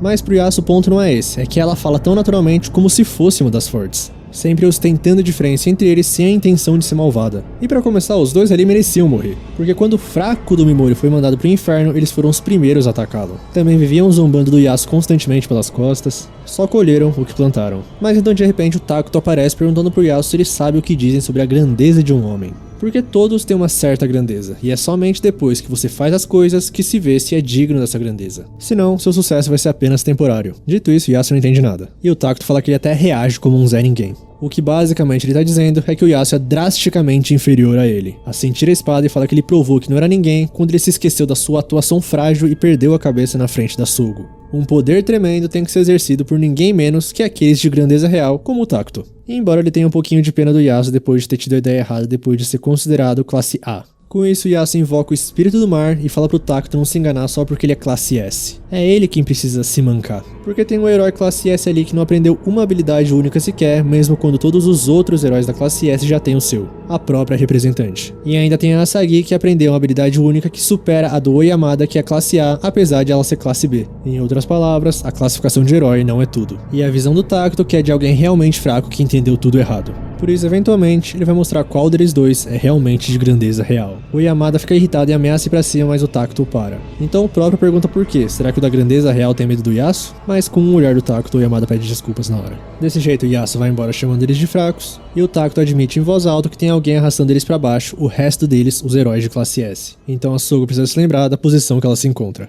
E o Tacto sai falando que ele acha que precisa mostrar sua grandeza para que até os mais tolos possam entender. Aí de repente, aquela que estava sendo atacada antes chega nas meninas e fala que não consegue achar a pombinha. No caso é a Kashima. Agora cortando para os nossos viajantes, a Ivy fala que vai atrás do Mimori. Mas antes a Ceras pede para ela explicar seu raciocínio. Assim ela explica que são muitos monstros e mesmo com a habilidade dele, o Mimori não tá na sua melhor condição agora. Desde que eles chegaram à Terra dos Monstros, ele foi o que menos dormiu. Além de que ela percebeu que ele periodicamente tá usando sono em todas elas para que elas possam dormir tranquilas na Terra dos Monstros. Foi só graças a isso que elas conseguiram chegar até ali. Além de que ela não tava só se gabando ali mais cedo. Esconder sua presença e manobrar nesse tipo de terreno é realmente seu forte. E também tem visão noturna para quando escurecer. E também tem ouvidos aguçados. E depois de todos esses argumentos, a Ceras confirma que nada disso que ela falou foi uma mentira. Mas a Ivy não acabou ainda não. Ela continua que se o Mimori ou o Slay estiverem feridos, ela é a única que pode carregá-los também. Então a Ceras pede desculpas porque estava só testando ela. Já que ela é a vice-capitã, ela acredita que é seu dever tomar decisões para a segurança do grupo. Assim sendo, a Ivy manda a Liz obedecer a Ceras e a pequena pede para Leoparda cuidar do Mimori. Aí a Ceras pede para ela prometer só uma coisa, que vai voltar viva. Assim, ela vai fazer tudo o que for para proteger a Liz. Dessa maneira, a nossa Ivy Speed parte. Voltando pro nosso protagonista, a estratégia é simples. Onde quer que ele atire, ele certamente vai atingir o monstro. Portanto, Pigmaru para todas as direções e enlouquecer. Os monstros realmente começam a se atacar, mas isso só os confunde por um momento. Eles trocam de vontade muito rápido. Escolher matar em vez de ser morto, escolher lutar pela sobrevivência. Com isso paralisar, mas isso só dura alguns segundos também. Além disso, as feras com cara de humano na frente estão se adaptando para os ataques de tentáculos. Só que o Pigmaru e o Slay ainda estão firmes e fortes. Dito isso, a chuva começa a ficar mais forte e amortecer o som. Agora o Mimori não consegue acompanhar os monstros só com os ouvidos. Também com a visibilidade prejudicada e a mana que não para de cair por causa da combinação com o Pigmaru. Provavelmente ele tem mais ou menos 10 minutos até acabar. Ou seja, para continuar lutando, ele vai ter que subir de nível. E quem mais dá XP ali são as feras com cara de humano. Mas além de que ir atrás dele seria imprudente, se ele não tiver em um determinado espaçamento, ele não recebe experiência quando eles morrem. Isso significa que ele vai ter que voltar pelo mesmo caminho que fizeram. Mas como já dito várias vezes, o Pigmaru e o Slay ainda estão bem. E o nosso menino Mimori se sente abençoado por causa dos seus aliados. Dessa maneira, restando 5.000 de mana só, começa o contra-ataque. Primeiro escurecer para passar no meio deles. Depois paralisar e depois enlouquecer. Nesse meio tempo, a mana dele já vai caindo pra casa dos 2 dígitos. Mas vai ser o suficiente, porque eles já chegaram. O monstro com cara de humano que ele tava avisando já tá dentro do seu alcance. E enlouquecer. Ou seja, você subiu para o nível 1921 e MP recuperado. E agora ele entende que é guerra quase localizada, onde precisa ficar de olho na distância para ganhar experiência. Subir de nível vai ser a única maneira de sobreviver para lutar. Mas outros 2 monstros com cara de humano começam a perseguir ele, além de que usa corpos de outros monstros para se proteger dos ataques. Por isso, de repente, o Slay continua fugindo, só que sozinho, mas é porque o Mimori já tá atrás dos 2 e usa o paralisar. Seguido de enlouquecer, e você subiu de nível de novo. Mas a horda de monstros é interminável. E mesmo depois de um monte de paralisar, escurecer e enlouquecer, o Mimori acaba caindo do Slay tentando passar no meio deles. Dito isso, ele vira uma máquina de falar paralisar, enlouquecer, escurecer. E você subiu de nível umas 5 vezes no mínimo. Na mente dele, só tem matar e massacrar. Logo agora, cortando pra nossa menina Kashimo, parece que ela tá bem, mas paralisada. Ela sabe que não é como a Sogo. Mesmo quando fizeram aquilo com o Mimori, ela só pôde se esconder e observar. Mas mesmo assim, ela queria ser útil. E de repente, do lado dela, aparece a Ivy, com seus olhos brilhantes perguntando o que um ser humano tá fazendo em um lugar como esse. E ela abaixa a guarda porque ela lembra a Liz. E então, de repente, uma voz, desbloquear estágio 1. A irmã mais nova da dupla começa a atacar a Ivy com raios. E desbloquear estágio 2. Com esses raios de agora, parece que a Ivy tá imóvel, sua garganta, ela não consegue falar nada. Então a Itsuki, a mais nova, fala que por ordem da mais velha, a Hijiri, ela não pode permitir que a Kashima seja morta. Desse jeito, a Ivy percebe que essas garotas são aquelas que o Mimori falou, invocadas pela deusa. Mas dito isso, a Itsuki parte pra cima dela. A nossa pequena Liz ficou preocupada, mas a Ceras acalma ela, falando que vai ficar tudo bem. Dito isso, voltando pra Ivy, ela tá conseguindo desviar dos ataques, mas ela sente que a precisão da heroína aumenta a cada investida. Então quando finalmente ia encaixar um ataque na Ivy, a irmã mais velha, a Hijiri, aparece pra parar a Itsuki. Assim a mais nova pergunta o porquê, e a Hijiri fala que ela não parece ser um monstro, a disposição é diferente da dos inimigos que elas enfrentaram até agora. Só que ela meio que parece um monstro, né? Uma leoparda. Mas a mais velha explica que o que a diferencia de um monstro é a sua inteligência. Ou seja, elas provavelmente vão conseguir uma comunicação decente. Só que ela não consegue falar? Mas é que a Itsuki nem percebeu que fez alguma coisa com a garganta dela com o seu ataque. Então as duas se desculpam com a Ivy, parece que é normal a Itsuki se precipitar quando a mais velha não tá por perto. E a leoparda repara que a mais velha tá esse tempo todo com a guarda alta. É um sentimento diferente pra ela, só que as meninas lembram um pouco Mimori. Aí elas se apresentam como heroínas de outro mundo, só por uma demonstração de cortesia. E parece que a Hijiri já sabia que ela era Ivy Speed, porque ela ouviu rumores sobre um guerreiro leopardo do esporte de sangue que desapareceu. E já presume que ela não tá sozinha, talvez procurando alguém de quem se separou. Nisso a Ivy confirma, e a Hijiri supõe mais uma vez que se ela tá tão empenhada em encontrá-lo, isso sugere que ela prevê que ele esteja viva mesmo depois da debandada de monstros. Ou seja, ele possui a capacidade de sobreviver a um encontro com feras com cara de humano. Então a nossa Ivy fala que a percepção dela é bem boa, no entanto, o seu senhor não pode ser avaliado por uma medida tão simples, o que deixa a irmã mais velha ainda mais intrigada. Mas cada uma segue seu caminho. Voltando pro nosso protagonista, continua a chuva de paralisar e enlouquecer. Os monstros simplesmente não acabam e um gigante vem se aproximando. Além disso, Pigmaru parece estar sem forças já. Então Mimori usa o sono e o envenenar. Desse jeito ele repara que ele em si ainda tem bastante MP, só que o Pigmaru parece que já tá nas últimas. Portanto, ele volta pra sua forma original e o nosso protagonista fala pro Slay que se ele também estiver no limite é pra avisar, não é pra esconder uma coisa dessas. Dito isso, parece que o Mimori se machucou naquela queda. Ele até conseguiu chegar no nível 2000, mas mesmo subindo de nível, suas energias e feridas não se recuperam. Além disso, ele sabe que ainda resta um. Provavelmente um com cara de humano que tá observando eles esse tempo todo, porque já deve ter percebido que o Mimori não consegue usar sua habilidade de infligir condições de status sem ter enxergando o inimigo. Dito isso, o monstro aparece correndo, então o Slay também parte, só que o monstro é bem rápido. O nosso protagonista tenta usar sua habilidade, mas o monstro realmente já percebeu como funciona. Agora é a vez dele de atacar, e realmente ele parece ser o boss final. Jogando lasers do céu, um até acerta o Mimori, e o outro acerta a pata traseira do Slay. Aliás, vamos lá, pra que 8 pernas se você usa 4? Mas se a desculpa for só por causa do design mais maneiro, tá tudo certo. Desse jeito, nosso cavalo cai, o monstro começa a se aproximar, e o Mimori pede pro Pigmaru fazer um último trabalho. Dessa maneira, a fera com cara de humano começa a procurar o Mimori, e vê o seu capacete, mas sabe que é uma cilada, então mira pro outro lado, mas também era só o Pigmaru, e de repente, paralisar. O seu verdadeiro alvo estava acima dele, e enlouquecer. Parece que o Mimori fez bem em não subestimar o oponente. Dito isso, nosso menino não parece estar muito bem das pernas. Mas pelo menos subiu 2 níveis com esse aí. Além de que também sua habilidade paralisar subiu de nível e uma habilidade avançada foi desbloqueada. Nisso, nosso pequeno Slay também volta para sua forma original e agora só resta voltar para Ceras e as outras. Mas pelo jeito, nosso protagonista literalmente não tá bem das pernas. Além disso, um barulho estranho vindo da mata. E do nada um lobo monstro pula no Mimori, mas a nossa leoparda Ivy Speed aparece na hora certa. E realmente, nosso protagonista não se aguentava em pé. Não só ele, o Pigmaru e o Slay também. Que bom que força é um dos principais atributos da Ivy. Aí ela reporta ao Mimori que encontrou a Hijiri, a Itsuki e a Kashima, mas não disse o nome do Mimori. E ele realmente prefere assim, é melhor que esse nome permaneça morto pra eles. Porque é fácil imaginar os heróis do 2C se tornando um obstáculo na sua vingança contra a deusa. Dessa maneira, eles finalmente voltam pra Liz e pra Ceras, vivos como prometeram. Assim, já mais à noite, a Ivy vai ficar de guarda, a Ceras tá cuidando do nosso protagonista, a Liz tá dormindo com os outros, e se não bastasse saber manejar uma espada, cuidar de ferimentos, a Ceras também sabe costurar. Dito isso, o Mimori fala que não tá conseguindo dormir porque tá muito nervoso ainda. Então a nossa elfa oferece seu colinho de novo. O Mimori até tenta recusar, mas ele finalmente cede à tentação. Na verdade, ele não dorme no colo de alguém desde que a sua tia deixou fazer isso há muito tempo. Assim, a Ceras começa a falar pra ele não carregar tudo sozinho. Mesmo quando todas as criaturas da Terra dos Monstros vieram, ele se mostrou corajoso e agiu como se não fosse nada pra ele. E até serviu pra Liz e pra Ivy ficarem tranquilas, mas ela consegue perceber as mentiras misturadas. Com isso ela fala que sente medo. Medo que um dia ele assuma tarefas demais e de repente se destrua. Então ele responde que se ela se preocupa tanto com ele, é pra apoiar da melhor forma possível para que isso não aconteça. E o nosso protagonista sente que ele tá recuperando o Touka Mimori que era naquela época. Se ele tivesse continuado essa pessoa normal que ele se tornou com o tempo, ele tem certeza que esse mundo já teria quebrado ele há muito tempo. Por isso, por enquanto, acho que ele pode continuar assim. Aí ele fala que a Ceras parece uma irmã mais velha, então ela pergunta quantos anos ele tem. E ele fala que 17 e ela fica surpresa com isso, dele ser mais novo que ela, porque no caso ela tem 19 anos. O nosso protagonista confessa que por ela ser uma elfa, ele já estava convencido de que ela devia ter vivido por um século ou até mais. Tá certo que a Ceras é uma elfa, talvez as leis não se apliquem a ela, só que o nosso menino Mimori ainda é menor de idade, pô. Então os dois continuam um papinho, ele pergunta se vai ser tratado como um irmão mais novo agora, mas ela fala que não, porque ele é o grande líder dos guerreiros do Lorde das Moscas. Mesmo que seja mais jovem que ela não vai tratar o rei a quem jurou lealdade de forma diferente. O seu único e querido rei no momento. E dessa maneira, o nosso protagonista cai no sono. Aí a Ceras começa a observar ele, então é assim que o Sr. Touka se parece mostrando sua verdadeira idade, e ela nunca pensou que se sentiria assim por alguém.